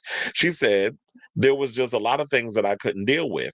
I didn't like the feeling of someone talking bad about my kids, grandmother, aunts, all of those feelings. If someone feels that way, then we shouldn't wait, she said, then we shouldn't be together. Airing out a lot of personal stuff, she added, referring to the moment that West revealed Kardashian had considered having an abortion the first time they got pregnant. The Skims founder went on to say that not feeling safe emotionally and financially also made her reconsider their marriage. She went on to detail an instance where she would come home and they would have 5 Lamborghinis, and then the next day they would be gone and he was in an episode. Kardashian 44 recalled that he would give them away to all his friends before it happened a second time. You never know what you're going to get when you wake up, and that was really unsettling feeling. She noted lack of stability was a big thing. Now, during the chat, she revealed that her fear of being excluded from the fashion and art world that West had introduced her to following their divorce. Child, now, I'm so glad she openly admitted that because I was sitting there thinking, I was like, now, I give it to you, niece. At least you admitted something that I was thinking about too. That it was like, oh well, the only way that the fashion world and the Windsor all them took the Kardashians seriously was because Kanye had good rapport within the fashion world. So people was taking him seriously. He was in within the whole fashion elites. People kind of looked at them, these girls as the whores of Babylon. Like nobody was trying to F around with the Kardashians. But because she was on his arm, then it was like, okay, we'll ease up a little bit. We'll crack the door open just a little bit and let her come back. She got to skeet to the side to let all that ass in, but we'll just leave it slightly cracked. We'll open the door for you, but then once you come in, we're gonna crack it a little bit. Let her. She gonna have to slide on up in there. So they tolerated her. So where was I after I did that whole little read shenanigans?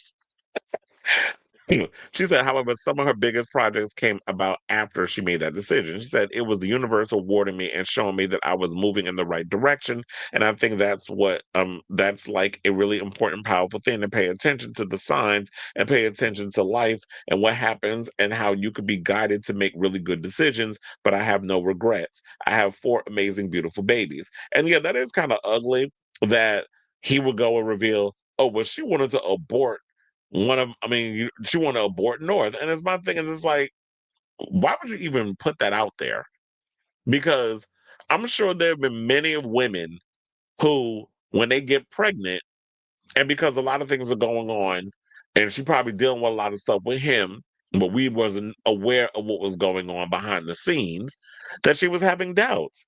And I'm sure there's many of women that have had doubts about whether or not they want to go through with a pregnancy, but eventually they either make the decision to abort or they make the decision to carry the child to term, and that's the most important thing. But Kanye want to be an asshole and put this stuff out here. She also said that he hasn't spoken to the kids in months, even though she tries to keep like a great relationship going on with them, but he hasn't really been in their life in a while. Um, She also based her decision to file for divorce on wanting to set a good example for their 4 kids, North, South, East, and West, or as we all know them as North, Saint, Chicago, and Psalm. She said, once my mental health starts to get affected and I can't parent the way I need to and I can't be present or focused, there's gonna be one of us. There's got to be one of us that can. I had to save myself to be a better mom. And I think that when everyone's older, they'll be able to see it and understand it all. And yeah, so you can't have 2 crazies in the room together because it's like when your daddy's all having episodes and doing all kinds of stuff. Speaking of which, y'all be so quick to want to put Wendy Williams and Britney Spears in a 5150 hole or in a conservative or a guardianship. Why his ass ain't in one? Because all these things that he be doing, he definitely need to be put in a damn conservatorship or guardianship, whatever the hell you want to call it. So yeah, that was the best thing that she probably could have done was to get rid of him and all this other stuff because he got bipolar and then bipolar disorder, and then said that he was autistic. No, you the R word, sir. You ain't no damn autistic. You come across like you could be the R word sometimes. But autistic, not one of them. Artistic, you pay people to create your art. So I don't think and there's anything about Kanye that is relatively artistic. And y'all be calling him geniuses or whatever, but yeah, he good on the beats and doing all that production stuff. But I hated the fact that people threw around that word genius when it came to him. There was a lot of imposter syndrome and stuff going on. And you know what? At the end of the day, even if Kanye's not going to be there to be, for the kids, you I always say it takes a village to raise a child. So you can have people within your inner circle, be it Chris, the one that was married to Lucas Gage, the one that does your hair, which she did talk also about her how much money she spends and that whole machine of like the hair makeup and all that stuff. Um, Chris has two grown children. So if there needs to be people in your inner circle that know how to be that father figure for your children, then that's better than not having the daddy there at all. Because there's been a lot of situations like that where I know women who, yeah, the biological father may not be in the child's life, but there are men that are around, be it a grandfather or uncle or brother, whatever the case is, that could come across and be that mentor for your kids, or you put them in like programs. I remember when I was in the Big Brothers Big Sisters program, and it's like even though I had a dad, and I don't feel like there were times where he was always present when I was growing up. So my mother did put me in like a big brother, big sister program, and I got mentored and that sort of thing. So there was a lot of that going on. So it was like, but I understand now a lot of those programs that I was lucky to be a part of and to I guess we'll use the word take advantage of in the 90s. Those programs don't exist anymore because we have an administration that's trying to gut any kind of thing that's gonna help people move along and be a better person. Now, speaking of Kim's children, let's get into this story regarding Northwest. So she basically called Kim out for crying about, her father, basically telling her to get over it by get over him by getting up under somebody new. So the 44-year-old reality TV star turned mogul got honest about her 7-year marriage to Kanye, or as I like to call him, Kanye, and what led to her to file for divorce. She admitted that while she's fine with being single, her firstborn, 12-year-old daughter, Northwest, has encouraged her to get a boyfriend. She revealed that a preteen has accused her of pretending to be okay about her single status and told her, I think you go upstairs and cry at night. Her sassy daughter advised, it's time to move on. You need to have a boyfriend now. Kim and Kanye, well, we don't need to go into when they tied the knot and all this other stuff. I mean, she could be correct because we all know that Kim is kind of like, for Lopez. They can't go 2 minutes without a man in between their legs. So, if you need somebody to make you feel good, like Halle Berry and Monsters Ball, then you need to get you somebody that's gonna make you feel good in between your legs. So I always tell you one thing about Northwest. Some of y'all may get irritated about her, and believe me, she does irritate me at times. However, that little girl, I really feel like is going to be the litmus test for Kim. Like Kim gets all these people that blow smoke up her behind and all this other stuff because they're on the payroll. But North is going to be the one that's going to tell her about herself and put her in her place. Be like, you know what, little girl, I mean, you may be my child, and I be wanting to wring your neck sometimes. But you're right when you're right. But we all know her dating history, how many men, she's dated a lot of men. She's been married to a lot of, she's been married quite a few times. But um funny enough, they said when she's ready to date, she wants someone who could stimulate her intellectually. Well, it's nice that as you get older, you start to think with the muscle up here instead of the one between me down there. Because I feel like you weren't really getting with a lot of men that would stimulate you intellectually. Now, as if her next boyfriend will be a rapper or athlete, the types of men she has historically been involved with, she answered neither. Yeah, you definitely need to grow up in regards of that. Like, leave the rappers alone, leave the athletes alone. There's a lot of baggage that comes with as a anybody that dates someone who is an athlete or a rapper. You got to deal with cheating. You got to deal with the fact that they're not always going to be emotionally or physically available because of the traveling and all that other stuff. So I wouldn't even risk it. You need something more than that. I mean, I don't know if you want to get with a tech CEO or something. Well, they're all trying to, buy up the government. So I don't know if that'd be a good idea. You want to get with somebody who's like a tech CEO. She also opened up about the Kardashian curse, the theory that every man who gets romantically involved with one of the Kardashian, we'll call them that, sisters suffers a fall from grace. Hitting back at the viral term, she said, I think it's really unfair to say that women are the problem when it comes to issues that our exes might be dealing with. There's such a fixation on what happened to the men as if there's no accountability on their part. Like it has to be, you're all so powerful that you did this to all these men and they have no hand in their life and they have no autonomy. Someone who doesn't take accountability is my biggest pet peeve and my biggest red flag. Well, sis, you was married to somebody who took no accountability for anything they did, and you was married to him for 8 years. So I'm glad you came to the revelation that you came to, and I'm glad that North set you straight and was like, sis, but you doing too much. Like, go get you a man to keep you distracted from getting on our nerves. And I feel like that needs to make you happy. But maybe Kim needs to get to a place where it's like, you know what? You don't need a man to complete you.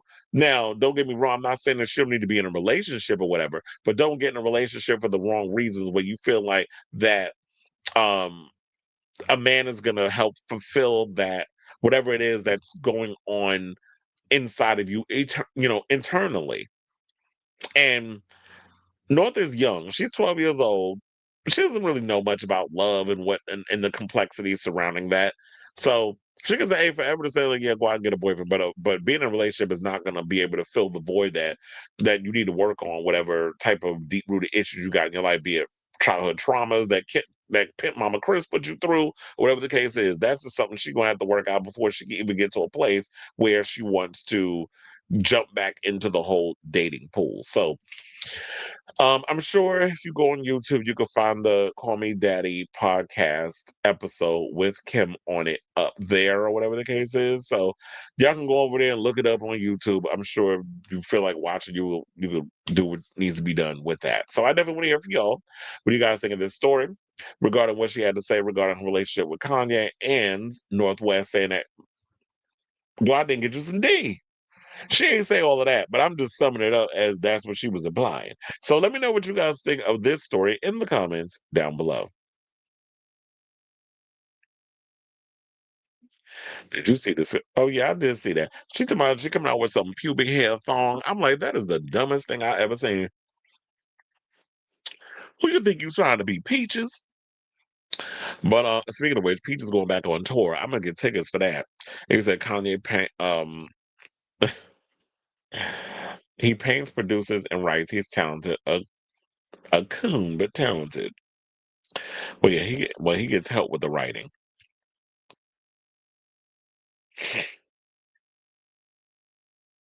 All right, so now let's get back into the show.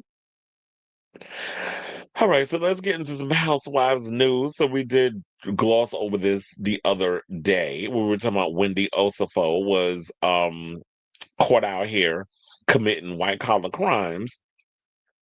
So the latest, I think she works at Wesleyan University.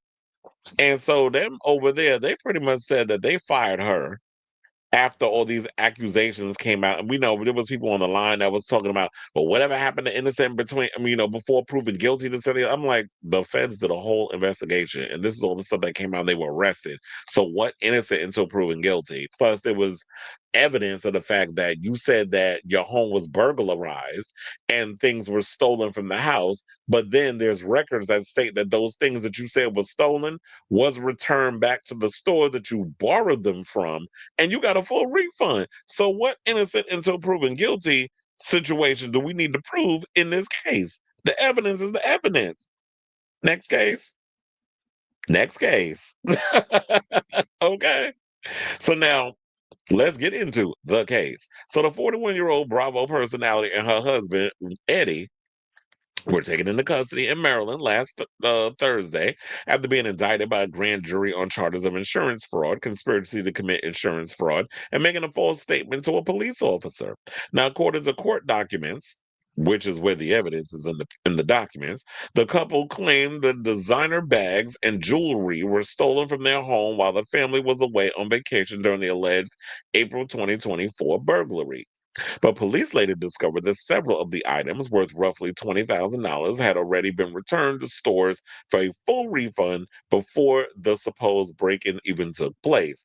Now, hours after news of the arrest went viral, Bravo pulled Osefo's episode of the upcoming Wife Swap, The Real Housewives edition, where she recently filmed for the which she had recently filmed for the network. Now, Wesleyan University had confirmed that Osefo has been removed from her teaching position in the wake of the scandal. And then I saw that Wendy went on social media and said, "Oh no, they didn't fire me. I quit." Well, isn't that usually the thing that everybody says when they get fired? Oh, I didn't get fired. I quit. Oh, bitch, trust me, believe. I'll tell you when my ass got fired from a job.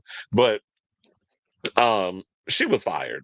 There's no way that after all of this, you just decided to, oh, I'm so embarrassed by all of this stuff. I just decided to walk away. No, you didn't. They were like, we don't want no parts in this mess. So yeah, they said, quote, Wendy Osefo is no longer an employee of Wesleyan University, the college said in a statement per TMZ. Wendy had served as a distinguished visiting professor of sociology at the Connecticut-based university, which began teaching in fall of 2024. Her course focused on reality television and social issues.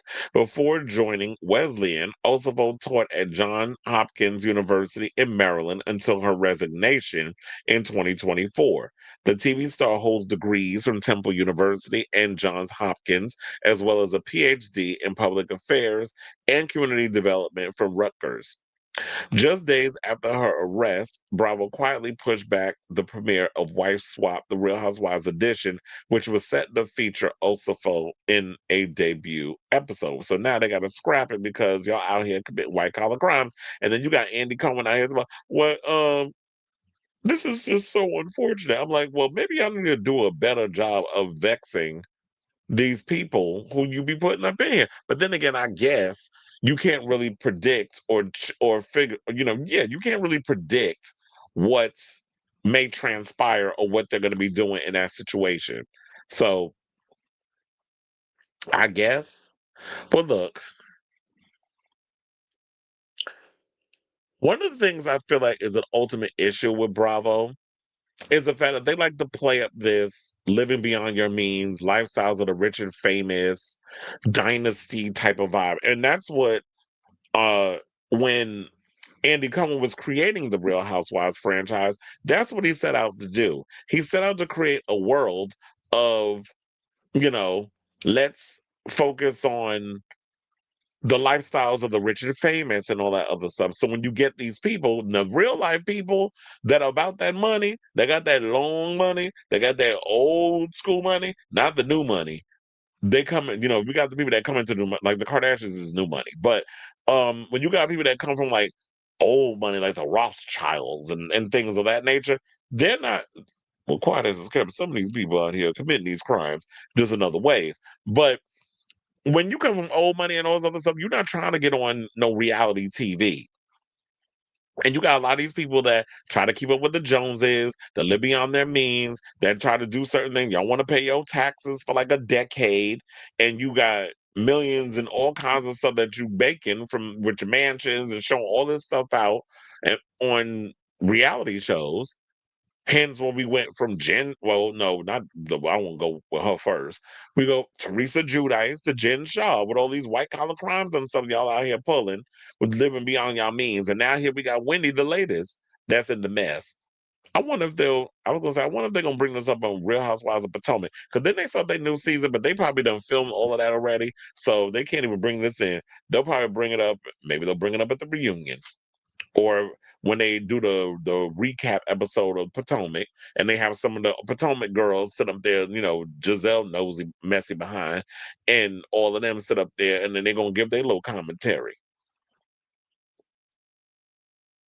So yeah, they said that it was what she was, it was supposed to be the series opener when she was going to do the whole wife swap situation, but they shifted her to episode 2. So maybe they should still let the episode air. It's already done. It's in the can. Y'all can just put like a disclaimer, kind of like y'all did with Sherry Pie during the season of Drag Race when it was hard for y'all to edit around her not being part of the show. Just put a disclaimer in the beginning and just add the episode. I don't understand how that y'all always get, oh, she committed a white collar crime. We don't want to exploit and expose that. I'm like, but y'all play up this whole game of, these people queuing up with the Jones and living beyond their means. Play into it. Y'all did the episode already, just air it. Leave it up to the people whether or not they want to watch it. Um, But then they go into who she swaps with. It was like, okay, I don't care because to be honest, I wasn't gonna watch it anyway. But yeah, so they said they were indicted by a Maryland grand jury on 16 charges, including 7 counts of felony insurance fraud, 8 counts of misdemeanor conspiracy insurance fraud, and 1 misdemeanor false statement to police. She was released on a $50,000 bond the following day per court records. The charges stem from an alleged stage burglary at their home in April of 2024, during which the couple claimed nearly $500,000 of stolen designer goods. Investigators later discovered that many of the luxury items had either resurfaced or been returned for refunds long before the supposed break-in, including a $1,450 Dior shirt and a $949 Gucci wallet. Who the hell spends that much on a t-shirt and a wallet? Also, what was bothering me, damn, I really wish I would have brought this picture up for y'all.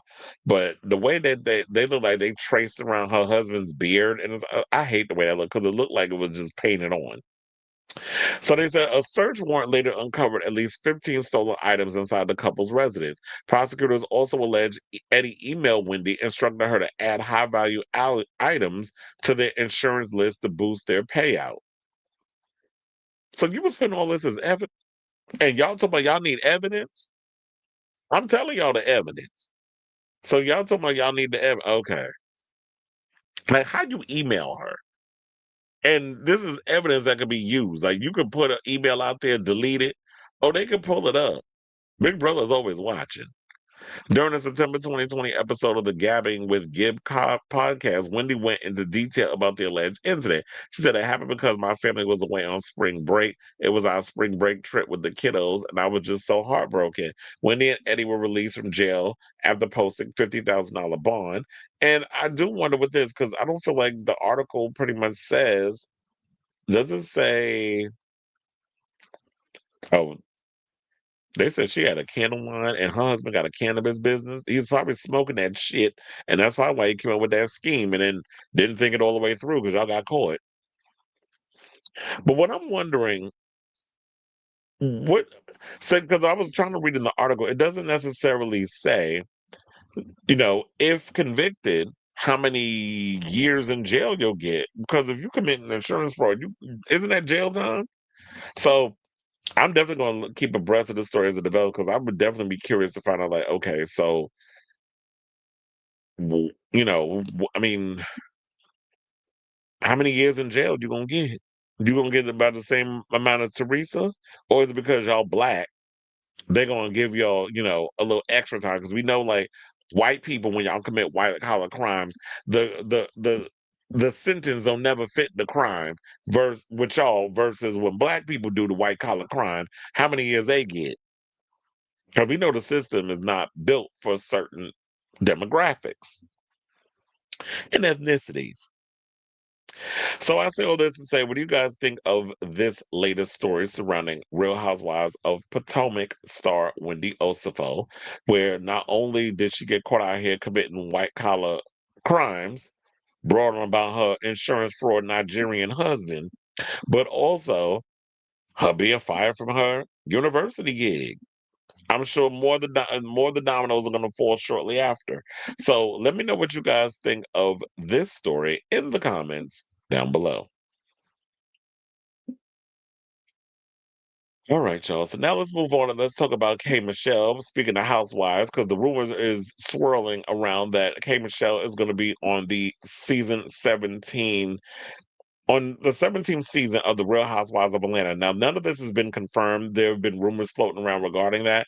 I did not hear I don't know if K Michelle even admitted that she is on the upcoming season, but yeah, there's been rumors that they were trying to bring people from other shows like Love and Hip Hop and stuff over into the Housewives. Which remember that time when Andy Cohen was thumbing his nose and be like, "We not like those other shows," but sir, the Housewives have become those very shows that you have thumbed your nose at.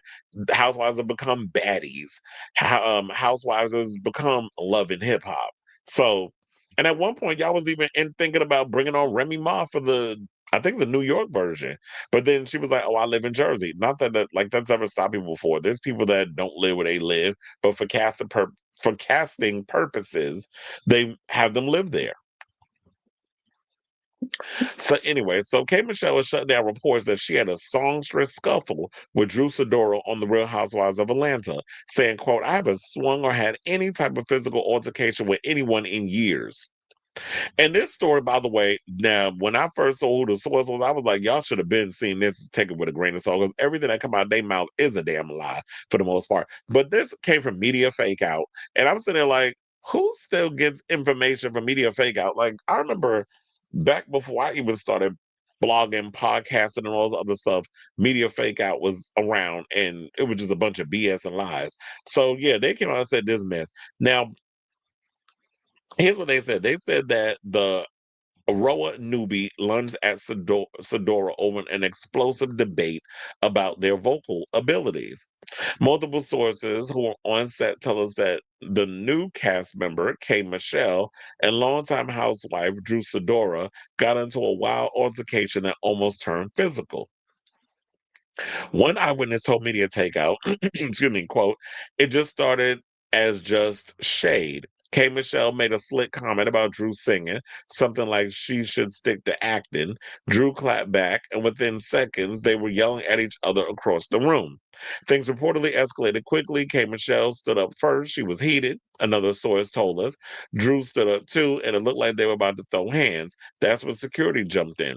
According to sources, K. Michelle allegedly lunged towards Drew, but security stepped in just in time to keep things from getting violent. The cameras, of course, are rolling the entire time, so fans will get to see the alleged moment play out when the new season airs.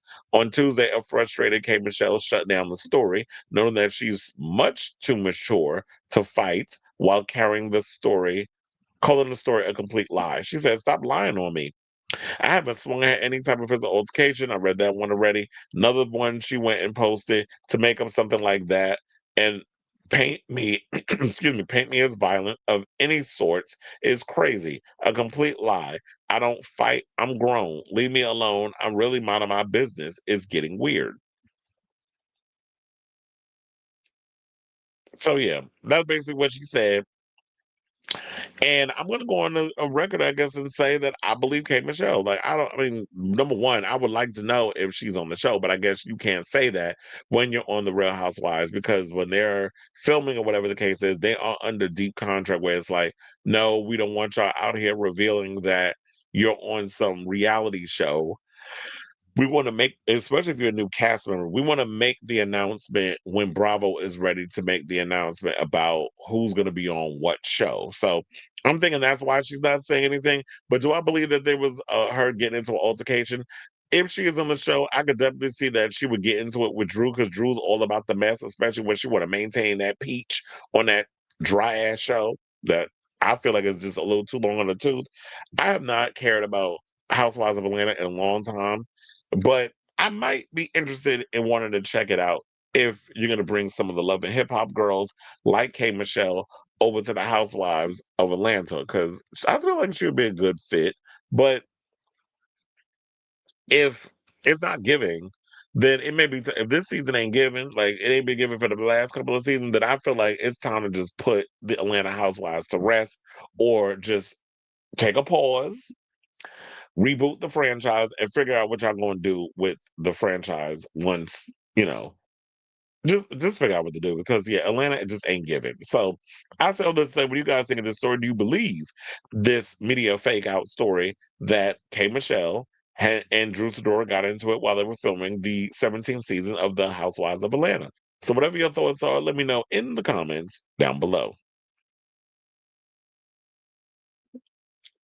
All right, y'all. So now we're down to the wire. We're about to get into these final four topics. So before we get to our final four topics, if you could please do me a solid, hit that like button. If you're new to the channel, hit that subscribe button. Also, smash the notification bell so that way you know when we go live with a brand new episode of Chris Avalon Unfiltered.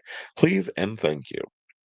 Now, without further ado, let's get into this Jennifer story where she apparently went on Howard Stern's show, which shocked the hell out of me.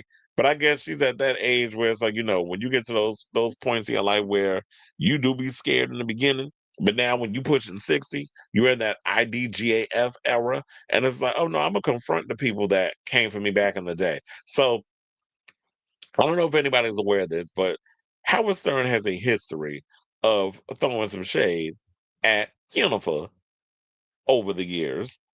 And she finally went on his show and confronted him about it.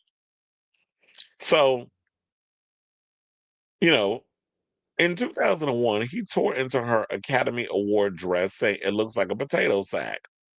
Around the same time, he slammed her vocals, claiming her singing sounded like karaoke and proved she wasn't a great singer, per Alternative Nation. By 2012, he was still at it, dismissing her as the worst judge out there during her stint on American Idol. But I don't think she was a bad judge. I think Mariah comes to mind as not a good judge. Nicki wasn't a good judge because, first of all, I didn't know she sang. I thought she rapped. And last but certainly not least, Ellen DeGeneres. Why the hell was Ellen even chosen? Because she was at the height of her popularity at with the talk show. So you're gonna have her sit up there and do a whole singing competition when she don't sing. You do your little stupid dance from around the studio till you get to your chair, and then that was the shtick. What grounds do you have to even judge singing? And the one thing that annoyed me about American Idol, their level of what their golden standard, what singing was you had to sound like Mariah, Celine, Aretha, and you had to kind of give all of that, which I think is where it stemmed from with Jennifer and all that damn screaming she did in that recent video when we did about Kiss of the Spider Woman. So he even ridiculed her romance with Ben Affleck in 2003, calling it ridiculous but real, per the outlet. Despite years of public jabs, the 56-year-old Kiss of the Spider Woman star put on a brave face to finally join Stern at his Sirius XM show on Wednesday. Now, Lopez opened the interview by admitting, I was always scared to come on the show. I think it's funny how, like, when it comes, there was two people they always said that to. It was Howard Stern and Wendy Williams. Those were always the two that people were scared to go on their show because of the way they were. But fans were surprised when she revealed it wasn't because of his past comments. It was because she worried she might say something she regrets.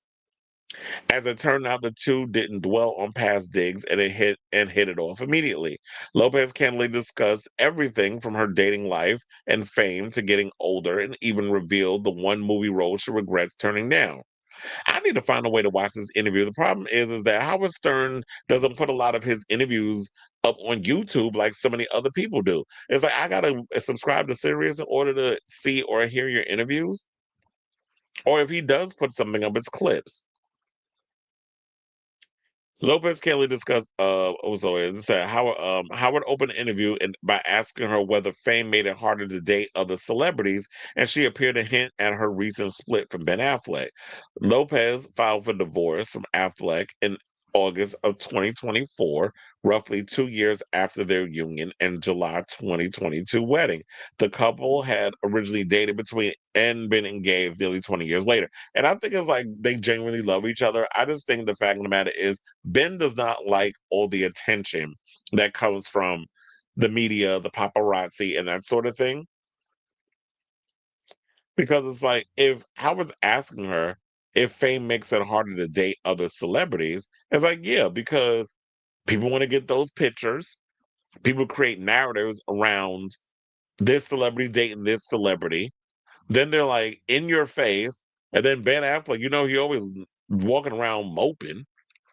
So He's annoyed that y'all are there taking his pictures. And it's like, sir, you know what comes with the territory. Just throw some shades on, get in your actor bag, which is like pretend like those cameras aren't even there. Perform, get your ass in the car and keep it moving. But I understand there's some people that's like, I don't always want to have to be on all the time. I don't always have to put on a performance. Jennifer knows how to do all of that. She can sustain all that because she walks around like she's the Puerto Rican Elizabeth Taylor. So she likes to walk around and try to do all the glitz and the glamour, and I don't let all that mess bother me because it's just part of the game. But Ben Affleck gives me like I just want to go home and fix that leak in my pipes in the kitchen. Like, I don't want to be bothered with the mess. So she said it's difficult to be under that microscope. Howard pressed, does it seem like everything she is doomed from the beginning? She said, no, I don't feel that. I feel that the right person who can handle that, and I think I've made mistakes in the sense that I've lived my life out loud, even though I'm in the public eye. And I want to share my life with someone. I want someone to be there to share my big important moments on the red carpet. So I didn't hide it, and I spoke about it. And I think now, after what's happened in the past few years to me and my children, I feel like I just want to keep that part so much more quiet in my life. She continued, when you have these level of fame, there is a compromise because it's a very blessed life. That's one of the trade-offs. You have to learn to navigate your personal life, and my personal life has suffered at times because of that. And now I realize that you have to change your behavior if you want to have a successful relationship in your life. Yeah, so it's interesting that she's finally coming around to learning that. When I guess we'll just have to wait and see, like, once she gets in a real relationship, that if she's taking that advice, because it's like, yeah, you can't live every aspect of your life out loud. You have to find ways to keep your relationship sacred. Everything doesn't need, and especially when you decide to create a whole movie musical and documentary around your relationship. Which is like, okay, you're letting us in too much behind the persona, and that's I guess that's something that we want to see, or people want to see from you. Stern then pivoted, asking, "Was there ever a time you wanted a guy and didn't get him?" She laughed and replied, there was one guy I had my eye on, so I kind of threw it out there and he didn't pick it up. I won't say his name, but this was 10 years ago. Was it Matthew McConaughey? She continued, yeah, he didn't respond back, and I was just like, okay, I just kind of moved on. I regret saying this already. I was very subtle, so maybe they didn't pick up the signal. As for the one movie she regrets turning down, she said Adrian Lynn's Unfaithful, referring to the 2002 movie where she that eventually went to Diane Lane opposite Richard Gere. I remember that movie. Lopez admitted she passed on it because she said the script wasn't good, and then Lynn made it great. Well, you should have trusted in your director. Now, for those who need a little refresher in regards of some of the shady things that Howard has said about Jennifer, here's what he said. In well, In 2000, he slammed J-Lo's MTV Awards outfit, saying she looked like a hippo. In 2001, Howard called Lopez's Academy Awards dress horrible looking, claiming it looked like a potato sack.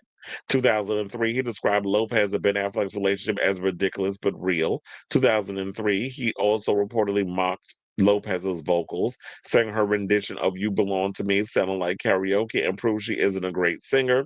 Howard called Lopez very strange during her appearance on David Letterman and joked that poor Dave probably wanted to kill himself during the interview. 2010, Howard reportedly said Lopez was considered for American Idol, but was such a diva that they decided to drop the idea. Well, they ended up going with her anyway. 2011, Howard reportedly said Lopez starts to talk, and she sounds so phony on American Idol. 2012, Howard reportedly called Lopez the worst judge out there after audio surfaced of street interviews about the new America's Got Talent judge. Wait, what? He called her the worst judge out there after audio surfaced of street interviews about the new America's Got Talent judge? Did y'all make a mistake in that? Because I'm like, she was never on America's Got Talent. I think they meant American Idol. In 2014, Howard dismissed a headline about Barry Levinson directing Lopez in an FBI drama, saying there's no way that could be a hit despite her following. 2015, Howard reportedly said the most exciting moment of the Oscars was Lopez tripping over her dress and admitted he can't stand her because she just rubs him the wrong way. Jesus. 2015, Howard claims Lopez dissed him on Andy Cohen's show, giving an ew when asked if she would sleep with him, and said he has no interest anyway. Um, what was the movie that he ended up? First of all, I like Lopez when she's in cop dramas and all that other stuff. So Howard reportedly slammed Lopez's new show, saying she can't act despite the presence of Ray Liotta. Oh, that's when she was in Shades of Blue, which I actually liked that show. 2017, Howard reportedly said he could only watch one episode of Lopez's cop show, criticizing it despite Robin claiming she loved it and mocked the idea that Lopez was believable as a cop. She is, because she definitely gives sort of that New York aggressive energy. And one of my favorite, for movies is Out of Sight with George Clooney. I like her in that movie. And I like when she kind of plays up the cop role. Wasn't she also a cop in Money Train? And also in yeah, so she's done the cop role before, and I always liked her when she was in those tough parts. I kind of wish she would take those more of those parts on. So yeah, that's the end of that. Howard apparently, look, they met bygones be bygones. But my thing is this: him saying all that shade about her over the years, the biggest thing that she came out of all that was saying, "Oh no, I was just worried about saying the wrong thing." That ain't stopped her before. Remember that infamous interview when she was out here reading, throwing shade at people like Madonna and so many others in regards to their singing abilities and stuff? That ain't stopped you back then.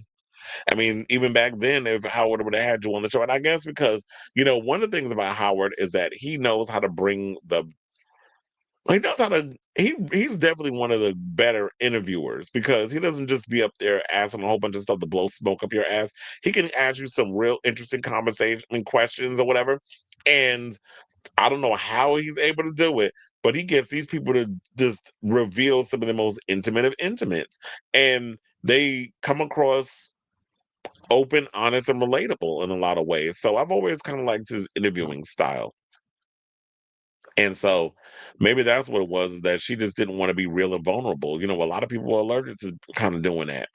So yeah, I definitely want to hear from y'all in regards to this. Have you seen the interview? What you think of the overall interview? Were you shocked as much as I was that she went on Howard Stern show of all people? I guess to promote this movie because of the Spider Woman, which I've been hearing so many people say that Kiss of the Spider Woman what didn't have a lot of promotion around it. People weren't really seeing a lot of the promos. They weren't seeing the commercials.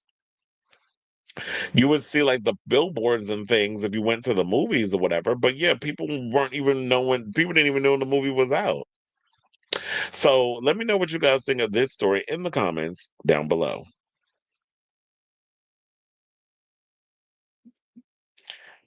Remember Madonna saying she didn't go on his show for the same reason, but they ended up having a good talk, and she was so relaxed.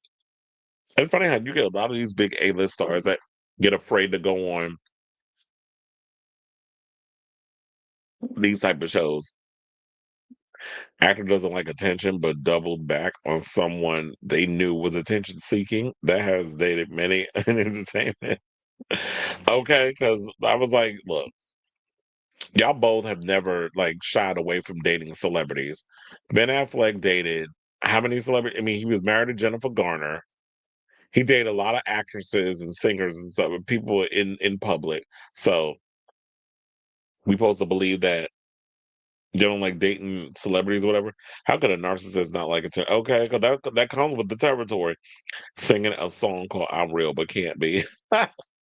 His interview with Cher was really good too. Was that recent? You said I saw Gaga on his show recently.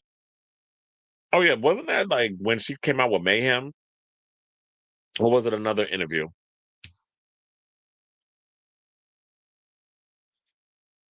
Well, I did see that video too. Oh my god, I'm tired. But I did get a little bit amount of sleep because I stayed up last night late putting together a lot of these topics because when I had gotten in, I was like, I'm gonna just wait until today to do it. I was like, mm-mm. There's something came over me with this all this Britney stuff that we was talking about. I was like, mm-mm. I need to get up and start working on these topics today. So like 1 in the morning, I was up until like 4 working on topics. And then earlier today, I was doing it. It's a full-time job, bringing y'all the celebrity news and gossip. I didn't know either. That's why I said, what's going on with these the promotions and things that nobody's promoting? Like we're not hearing about the interviews and stuff. I know she did. I mean, I've been aware of some of the interviews. She did The View. She did CBS. CBS Mornings. And I think she went on NBC. She went on NBC. I think where one of the guys was where said something shady about Ben, and she shut that down. Then she did the Las Culturistas podcast. And then I remember then hearing about Howard Stern, but it's like it's after the fact we're hearing about the interviews. Like, where's the promotion? Oh, okay. Oh my god, I totally forgot about her book. They probably drop a memoir. Ain't supposed to drop another chapter of that memoir. All right, y'all. So now let's talk about Keanu's ex boo thing, the diddler. And so earlier today, because Diddy done received his 50-month prison sentence a couple of weeks ago. So now the T has come out, according to TMZ, special conditions that he will be facing once he gets out of prison. So I have some of the details and some of the tea regarding what's going on with that. So, according to TMZ, he will have to submit to searches and avoid contact with the victims in his case once he gets out. Additionally, he will have to participate in outpatient treatment programs for drug abuse and mental health issues. He also must participate in approved program for DV. Judge Aaron Submaranian sentenced the diddler to 4 years and 2 months in prison at a hearing earlier this month. Now, while the jury found him not guilty of the trafficking and racketeering, they still convicted him on 2 counts of transportation to engage in prostitution in his high-profile criminal trial. With his 50-month sentence, Diddy has already accrued 13 months in time served for his stint at MDC Brooklyn. Additionally, he have to pay a $500,000 fine. Now, we also have no idea where he'll be spending the remainder of his prison sentence because he's been at the MDC Brooklyn since his arrest alongside Luigi Mangione, which I just heard that he is living quite large while he is behind bars. Apparently, the boy got $40,000 on the books because y'all keep sending him money and inappropriate notes and photos. But Luigi eating good while he in prison. And then of course we got that no good bastard. What's his name? Austin Wolf. So we got that situation go on. But also, so we don't know where he's going because we know he wanted to do a stint at Fort Dix. They were saying that was going to be the place where he would go, where he can get, he could take on these outpatient programs or whatever the case is. But I heard that he was like Susie Orman denied when that whole situation. So I don't think he's going to be placed at Fort Dix for the RDAP purpose and other available educational occupational programs. That's what he was trying to get into. But yeah, so now they're recommending, but I did see an article that stated that um that was denied, so he won't be able to go to Fort Dix. And I guess they're saying with someone with his type of sentencing, he wouldn't be able to get into Fort Dix anyway. So now, in response, Submaranian said that he can't decide on a specific facility. The court will recommend a facility in the geographic location for the defense choosing. I mean, of the defense's choosing, but not the specific facility, which is determined by the Bureau of Prisons. So um, yeah, so I think this is a good move. Is the fact that um you need to participate in outpatient treatment programs for drug abuse and mental health issues, and you got to participate in an approved program for DV. And they also didn't mention that he cannot contact any of his victims. So Cassie, I guess, will have a sigh of relief in this situation. But I do wonder if he violates these court orders, does that mean y'all throwing him back into jail? Like, I want to know what's the consequence if he goes if he doesn't follow through, he's supposed to follow through. So yeah, they said in order to address drug abuse issues and to maximize family visitation and rehabilitative efforts, we request that the court strongly recommend to the okay, that's the whole thing about Fort Dix. I don't need to go into that, but yeah. So yeah, that's the latest. So hopefully he'll follow along with this. I really hope that this is, the opportunity is going to take in place to do better for himself and not get caught up in no mess regarding, violating his situation. That this will be a lesson learned because you've been, like I said, you've been getting away with all kinds of stuff throughout your tenure in the industry. And now karma came to collect. And so just do what needs to be done. Get on the straight and narrow, clean up yourself, clean up your life, stay off them drugs, and become a better man. Maybe you could be like Daddy Yankee. You could put out some church music. You could revamp yourself and say that you're not necessarily retiring no more. And now you want to come out and make new music, but God is the forefront. So go into that because it's a lot of people making a lot of money off of God's back in that, and all the scamations and things going on with that whole institution. But that's a whole nother conversation for a whole nother day. So I say all this to say, what do you guys think of this story? Yeah, I know I'm a poet and I know it. What do you think of this story and the latest regarding the diddler and the conditions that he's going to have to follow after he's released from prison? Do you think it's enough, or do you think it's a little light, kind of like his sentencing? So let me know what you guys think of this story in the comments down below.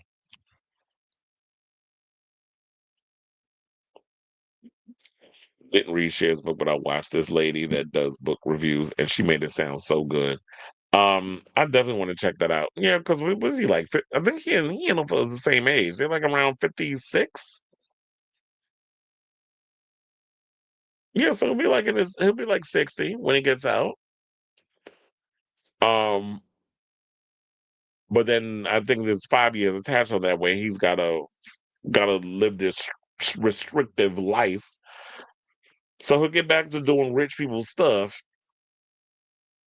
He's just gonna be disgraced and have to do all these little programs or whatever. So hopefully he follows through with that and doesn't find a way to mess all that up. So yeah, that answered the question. But I totally forgot about Cher's book. I'm definitely gonna have to go get around to getting it. All right, y'all. So now let's get into some homosexual news and let's talk about red, white, and royal blue. So I thought this movie was cute when I first saw it. I think it was on Prime Video. There's been always talk about whether or not we would get a sequel to Red, White, and Royal Blue. Well, it looks like it is finally happening. The homosexuals, probably the white gays, and some of the coloreds, but for the most part, the white gays can rejoice because they're all coming back. But I do wonder that if Nicholas Galitzine is returning, is he going to lose all that muscle that he gained from playing He-Man? Or you gonna be out here looking ripped like Chris Hemsworth while you do this homosexual sequel? So yeah, according to Deadline, they said the Red, White, and Royal Blue sequel, Red, White, and Royal Wedding, is officially a go at Amazon MGM Studios, with five-time Emmy-nominated Jamie Babbit stepping into direct. As previously announced, Nicholas Galitzine and Taylor Zakhar Perez are reprising their roles as Prince Henry and Alex Claremont Diaz in the sequel, for which plot details are being kept under wraps. Babbit will direct the film from a script by Gemma Burgess, Matthew Lopez, and Red, White, and Royal Blue author Casey McQuiston. Berlanti Schechter Films, Greg Berlanti and Sarah Schechter are back to produce, joined by the banners Michael McGrath as well as Matthew Lopez. Blah blah blah. Okay, there's a lot of technical people behind the scenes we don't care about. Now they said the first film was praised by audiences and critics alike, currently boasting a certified fresh tomato meter rating and a 92% audience score on Rotten Tomatoes. Julie Rappaport, head of film production and development, Amazon MGM Studios, exclaimed after seeing the credible outpouring of love for Red, White, and Royal Blue from fans around the world. It's clear Alex and Henry's story truly resonated with audiences. We couldn't be more excited to continue the journey with Jamie Babbit at the helm. Her sharp, comedic sensibility and heartfelt storytelling make her the perfect director to build on the magic of the first film, in which Matthew Lopez beautifully brought to life from Casey McQuiston's beloved book. Together with Jamie, Greg, Sarah, Matthew, Casey, Jennifer Salk, Gemma Burgess, and of course Nicholas Galitzine and Taylor Zakhar Perez, we can't wait to bring fans the unforgettable new chapters of their love story. And so they all was up in there and talking about how they can't wait to bring everything back to the fold. And working with the team has been a dream come true. Having a front row seat to witness Red, White, and Royal Blue connected with audiences is exhilarating. They said all the things, but then Babbit said, this what I thought was interesting and I love this movie. After directed, but I'm a cheerleader in my 20s, I'm thrilled to be back in the queer love universe in Red, White, and Royal Wedding. We all need this kind of optimism, fantasy, and gay joy. I'm thrilled to work with this brilliant team.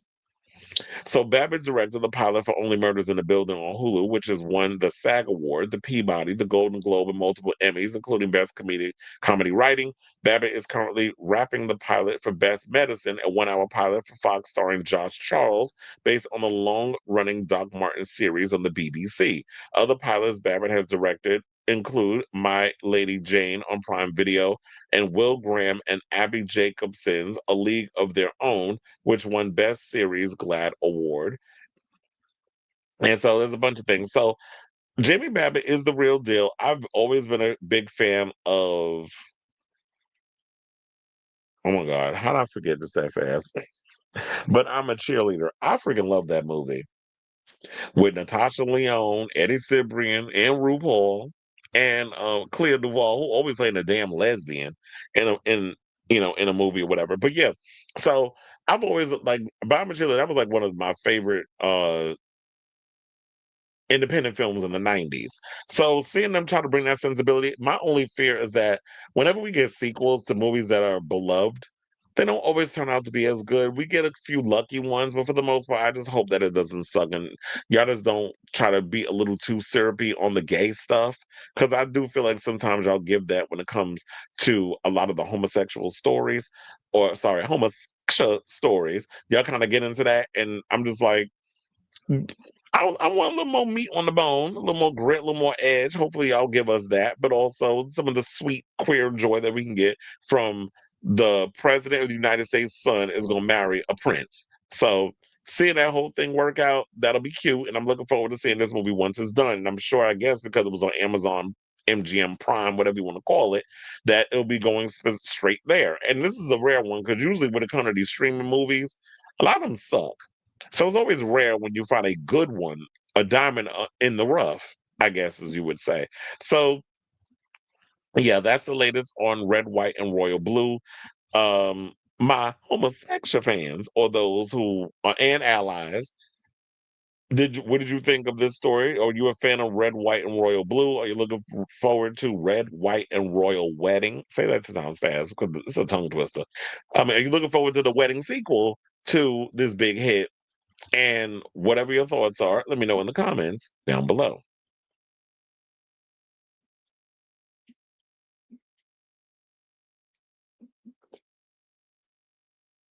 Can you imagine if Diddy wrote a tell-all book? That'd be relatively interesting. Now that I would definitely love to hear. Although some people would think or read, some people would think is if he talks about everything from like the free calls and everything that went on in that whole situation and the beginning of his life and where he was at in jail and all of that mess, it kind of makes me wonder, would that be re-traumatizing a lot of the people that were victimized by a lot of his mess? So, yeah, that's what I wonder. Mhm. I had a feeling they might do another movie. I first heard they might do a sequel about 6 months ago. Yeah, there's always been rumblings, but I was always wondering, like, okay, is it going to happen or not? But now we know.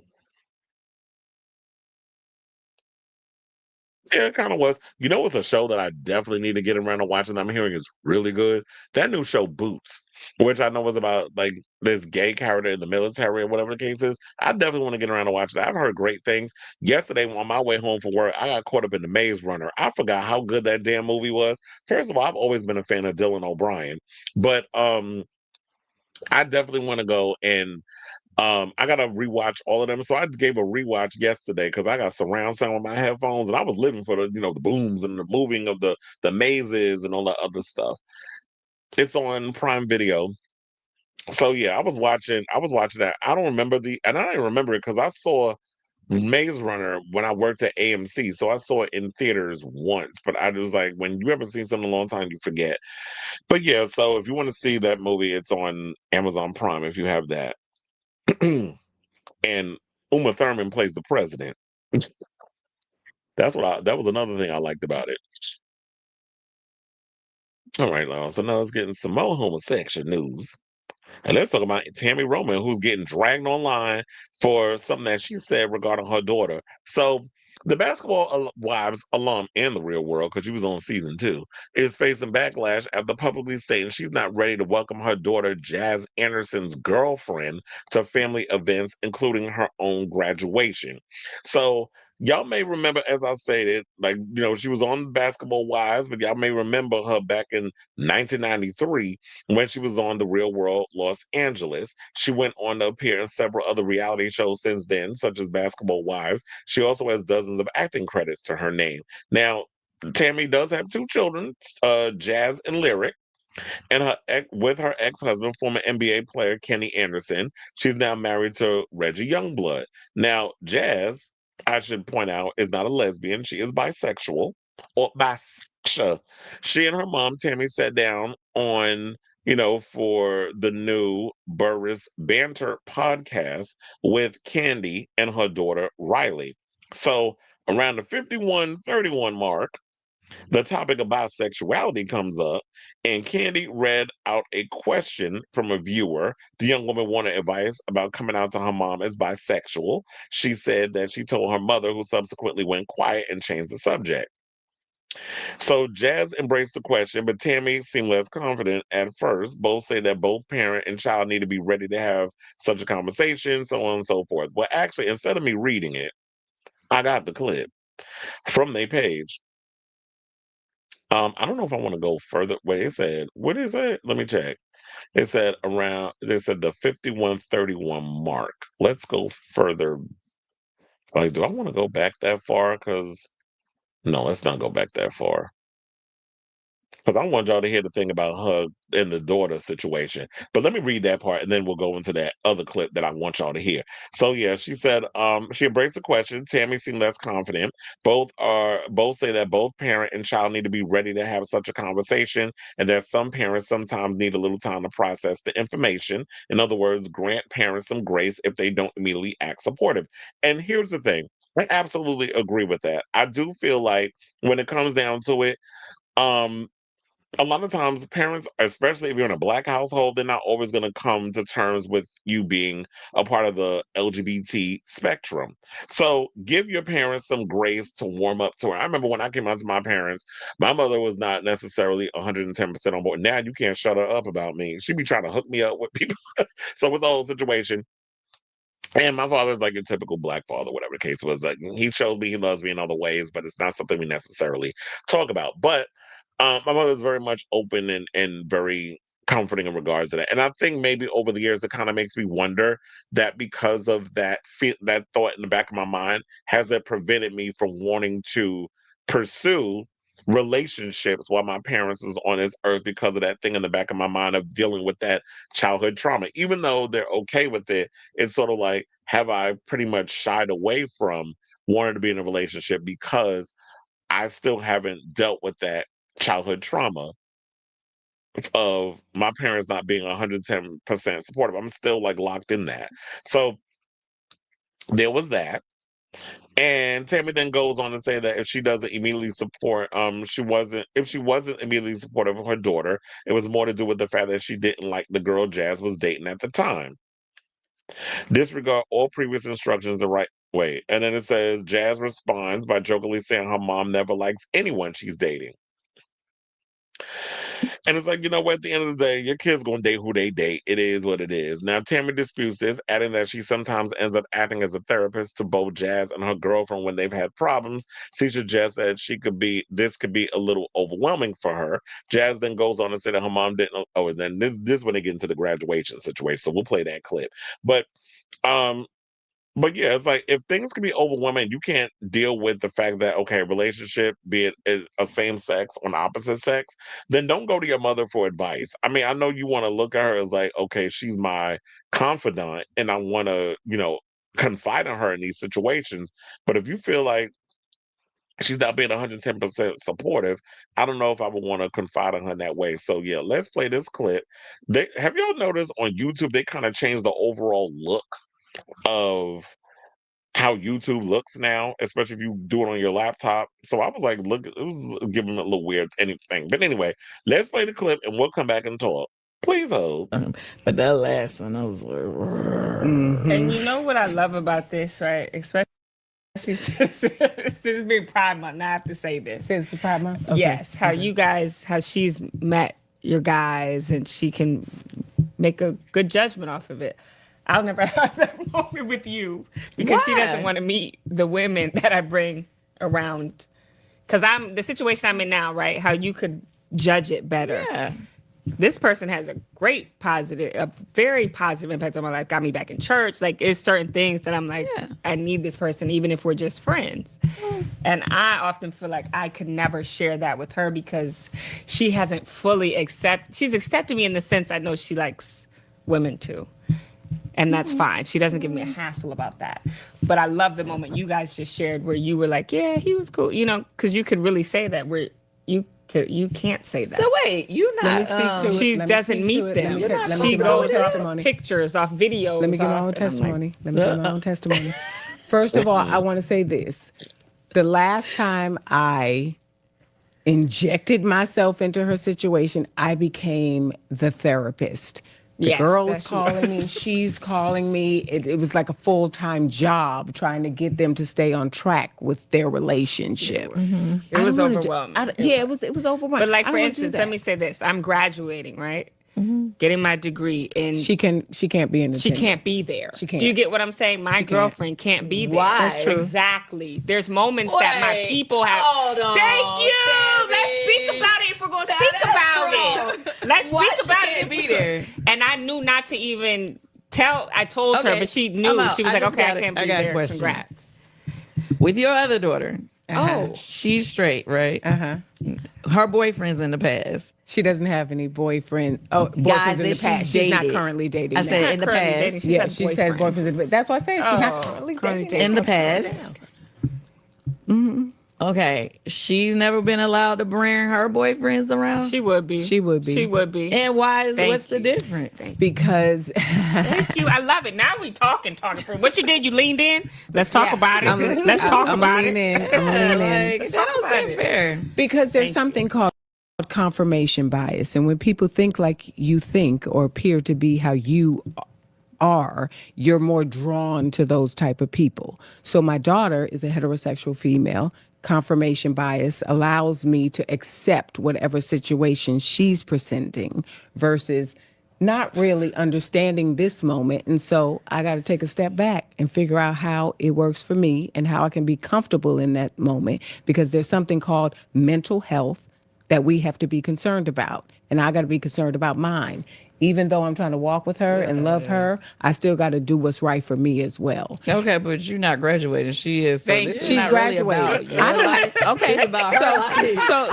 So to that I say. But I have to pick. Now I'm in a position where I was never going to pick. No. I'm always going to pick my mom because that's a big moment. You don't have to pick. So I just told her, hey, I'm graduating, but you cannot come, but just because I don't have to come. And then you and your baby girl can go ahead on and she can be there. That's what I'm saying. I just wanted to have that conversation. Because I'm not going to make myself feel uncomfortable in any phase of my life. I am 55 years old. I'm not doing it. Understandable. And what I say about this moment is this girl just fucking got here. Now that she did. I've been here. It's new. Yes, it's new. I've been here like your 6 months entire new. life. So I don't know if sharing this moment and me trying to adapt and make you comfortable in a situation I'm uncomfortable in and acclimate to what you want to happen, and she not sharing this moment with her, and she not gonna be here for a month. True. I don't know. That's true. So I'm not going to do it to tell you myself. what. So she cannot come. And I stand 10 toes down She on was that, never Candy. coming anyway. She didn't. I stand on that. And I'm standing on business on that. I don't know if she even going to be here. Just like the last But girl. it's guys- Hold, please. Just like the last girl that I tried to get to know. Okay, and stepped outside of everything you did. that I believe in to be a part of their situation. She's no longer here. But She was it's at my guys- Thanksgiving dinner. She was around all the shit. I was Guys like, I don't know. in the past that your other daughter dated that are no longer here, but you were able to see, let them come around or whatever, and then they gone about their business and you move on. It's the Absolutely. So we just want to cut it there because otherwise we're going to be sitting here watching this whole thing. And I do agree with Candy on that. It's like, but wait. So you talking about this girl just got here, your other daughter, because that's Jazz. Then we talking about Lyric. She went and if she bringing her boyfriends around, you met them for they've been in the picture for 5 minutes, but she got them wanting to be a part of crucial parts of her life. Why is that a bad thing? But she's talking about her confirmation bias because and we do have moments of confirmation bias whereas we gravitate towards what we gravitate towards and we just stick to what the rivers and the lakes that we used to. But just say that you just not comfortable with your child being in a same-sex relationship. But here's what I say about that. Some of you parents are gonna have to learn. Like, I'm all for giving you a moment to come around, but you're not gonna give me no ultimatums. You're not gonna do that homophobic shit and tell me, and because to me it'd be like either shit or get off the pot, because you're just gonna have to miss crucial parts of my life because you can't come to terms with how I'm feeling, be it if I'm a homosexual or a bisexual. So either come around or it is what it is, or you keep it moving. But I do feel like, and then the daughter over there giggling or whatever, I guess because she don't want to come and show her real emotions or whatever. So it's just giggle to kind of like surpass all that deep rooted pain that you probably feeling because your mother's acting a full on fool on social media. And I like Tammy Roman, but for her coming around doing this, and it's sort of like, that whole attitude of, oh, I like the gays. I like the gays that be out there, but don't be too gay. I like the gays that could do hair, makeup, and make me look good and all this other mess, but I don't want a faggot in my house. So it's like when you get one of them in your house, that's one of your children, is when it's a problem. And to me, it's like being a homosexual, being a bisexual, like sexuality, that's a part of who you are. That's something that's in the DNA. That's something that is biological. That is something that, is a part of who you are. So you're okay. And it's funny because it's people in our community, y'all are okay with y'all sons and people out here being mass murderers, taking people like, oh, you're going to put money on the books. He ain't do it. All this other mess. But, we celebrate violence. We celebrate anger. We don't let boys be, emotional because it indoctrinates their masculinity or whatever. But God forbid, if you got a gay bone in your body, that's like the ultimate sin. And I do believe there's a lot of black women in uh Tammy's tax bracket. Well, I'm gonna say tax bracket, age bracket, that think the way she thinks. But there was a couple of people that got in the comments and said some things. And then she's talking about this confirmation bias stuff. That I didn't have a problem with. The problem I had was she was trying to throw in the whole mental health. Girl, by your mental health. Stop throwing around mental health when it comes to something, especially when it comes about gay people or whatever, because that's not a mental health situation. What you need to do is stop smoking that stop doing that damn vaping. Because I was catching in between the video, she had a little vape in her hand, and she was doing like trying to do a little off camera. Girl, I see these girls are fucking up your lungs with that vaping. So you get an A for effort, I guess, because you decided to, come out and make an effort and want to get to know one of your daughter's girlfriends, but you have to realize, just like one of your daughters always going to have different boyfriends, so she's tied a knot, and hopefully that marriage lasts forever. But your marriage didn't last forever. You've been married more than once, just like your straight daughter has gone through a plethora of different men, but you could be okay with that. But same energy with the daughter that likes girls. So the people reacted on social media. And Gay Magazine over there on Instagram, shout out to y'all, basically was not here for what Tammy had to say, saying she's wrong. It don't matter, or sorry, it doesn't matter whether you are uncomfortable or not. It's not about you. It's about your daughter. You denying your daughter the chance to have an important person in her life, whether they will be around later or not, is making her big day about you. And another person said, let me just say I lost all respect for Tammy on this one. And I'll get to more of them in a second, but I do agree with that. You made it all about you, and it's not about you. Because my thing is, if I'm in a relationship and I want my man at my graduation, I'm gonna have him there. If I want to bring my man to something that's the most important part of my life, and I got to worry about, well, you can't come because my mother's not comfortable with me being in a relationship with a man, then I'm sorry, my mother just not gonna have to be invited to my shit. And I will choose my man over my family. And that's only because if I'm in love with this person and this person is providing me and we're providing each other that love and that comfort and that sort of thing, why am I going to throw him to the side because I got to satisfy my mother's ignorance? No, we're not doing it. You just going to have to miss out. And you're going to sit there and throw a little damn temper tantrum like a 5-year-old. Oh, well, bitch, you're going to be doing that shit in the corner by yourself. So then more comments. Duran Bernard, shout out to him. You know I live for him and his singing. He said it's been fun. Another person said this is so disappointing. Tammy is a whole star on a show led by queer people, and they talking about Miss Pat. Well, you know they'll mingle with the fans. It was gonna clear their check. T.S. Madison jumped in the comments over on Gay Magazine also and posted like a sad face with a tear coming down the eye emoji. She also said, oh, and then also, look, I'm not sure if this was geared towards Tammy, but I came across this yesterday when I was on social media, and um, she said, this is a hard pill to swallow for some of you because y'all don't let white Jesus be your common denominator. It's so unfortunate to see, but my queer family, it might be hard to cut folks off that say they love you, but notice how easy it is for them to throw you out in the street or blatantly disrespect you without breaking a sweat. Choose you always. And said, racist white people and homophobic black people are two sides of the same coin. And that's what T.S. Madison posted. So maybe this was geared towards Tammy Roman. Because it feels like it was the timing within it all. And I don't know. I didn't see Fag Talk earlier. They probably still streaming. Because they be doing these 5-6 hour shows. But I didn't see the show today.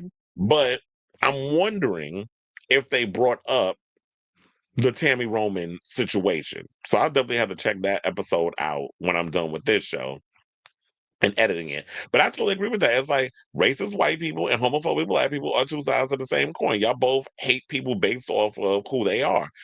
Black people will be the first ones to sit up here and hate on gays, just like white people will sit up here and hate on blacks.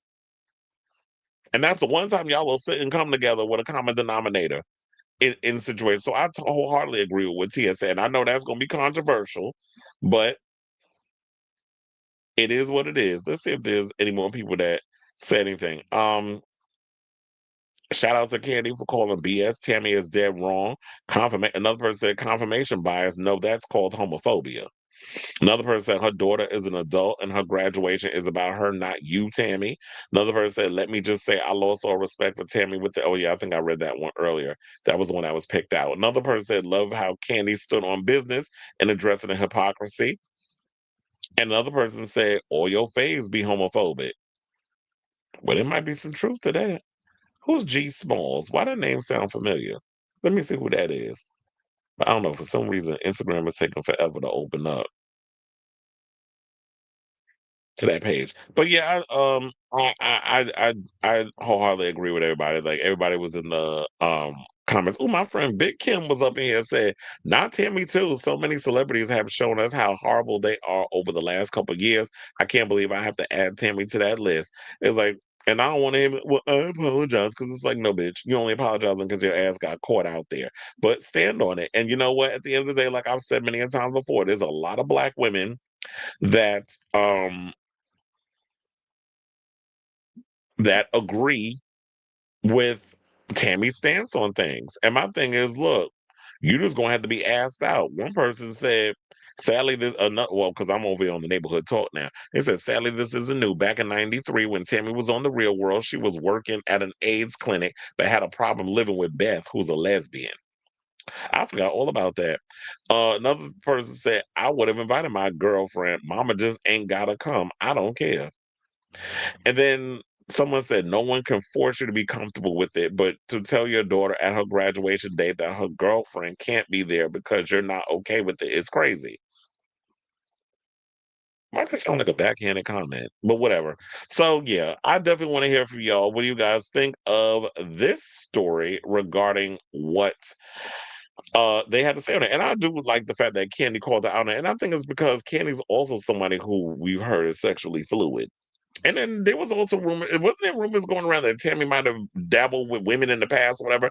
I don't know that part, but we know that Candy has mingled with some ladies. I mean, wasn't there a story that came up with her and Portia? But now Portia out here entertaining the idea that she might be in a relationship with a guy and a girl, probably because she needs a storyline for the Housewives of Atlanta. But nevertheless, I like the fact that Candy was quick to call people out on a mess, particularly Tammy, and the fact that we're not willing to accept your child because they're into guys and girls, and all of a sudden you're gonna be like, "Oh, I'm confirmation bias." No, you choosing to be ignorant and biased because your other. I just don't like that whole idea of like putting your kids against each other in that way. That you're more accepting of your straight daughter being in multitude of relationships with different men, but you have a problem with your daughter being in a relationship with someone of the same sex, and somebody, oh, I just got used to being comfortable with, and that's probably what it all boils down to is comfortability. Is the fact that now that you finally got around to being comfortable with this girlfriend, now you got to start all over again and be comfortable in another same-sex situation that you're not comfortable with in the first place. So let me know what you guys think of this story in the comments down below.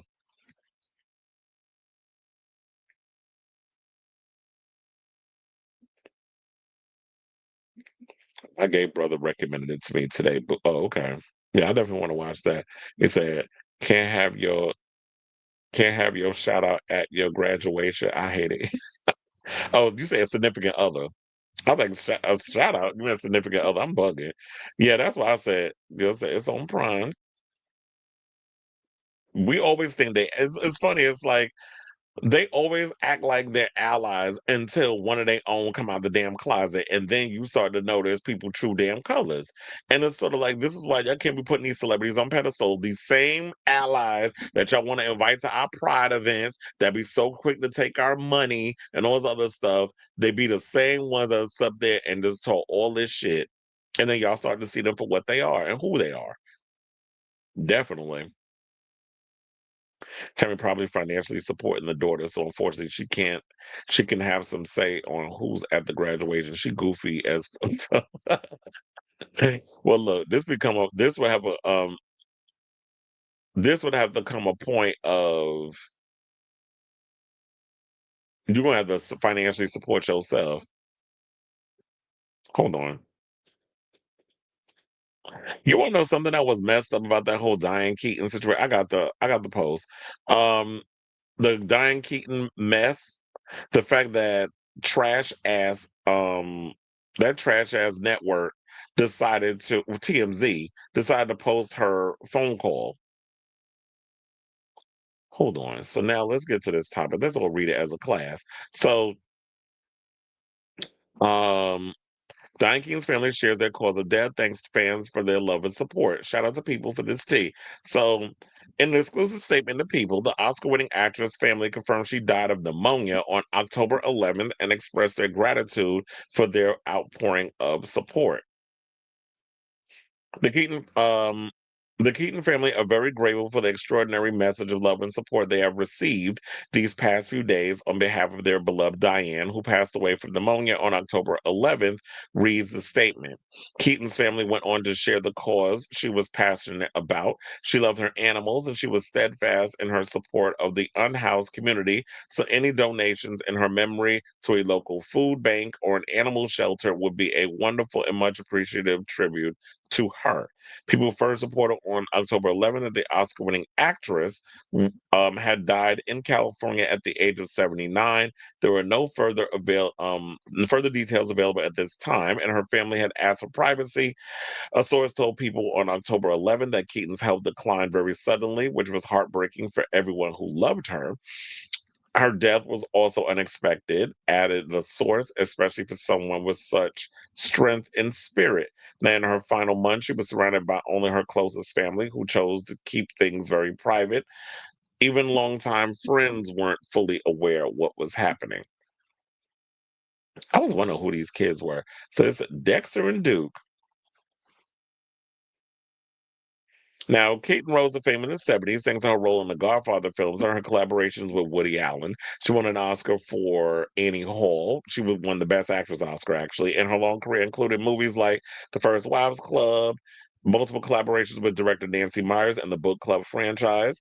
Later roles for Keaton included The Family Stone, Because I Said So, Finding Dory, and Palms. She made rare TV appearances with a starring role in HBO's 2016 limited series, The Young Pope. Keaton also worked as a director, helming the 1987 documentary Heaven, 2000's Hanging Up, and an episode of Twin Peaks. So there you have it.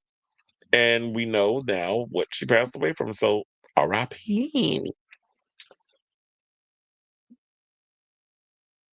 I mean, I did hear about the $5 million door, but what about the kids? Because she has two children. I hope she left them some money. And that's crazy. Whenever I hear people leaving money to their dogs, I think of Leona Helmsley. And when she left money to her dog, well, she didn't like people. First of all, I don't think anybody liked her evil ass.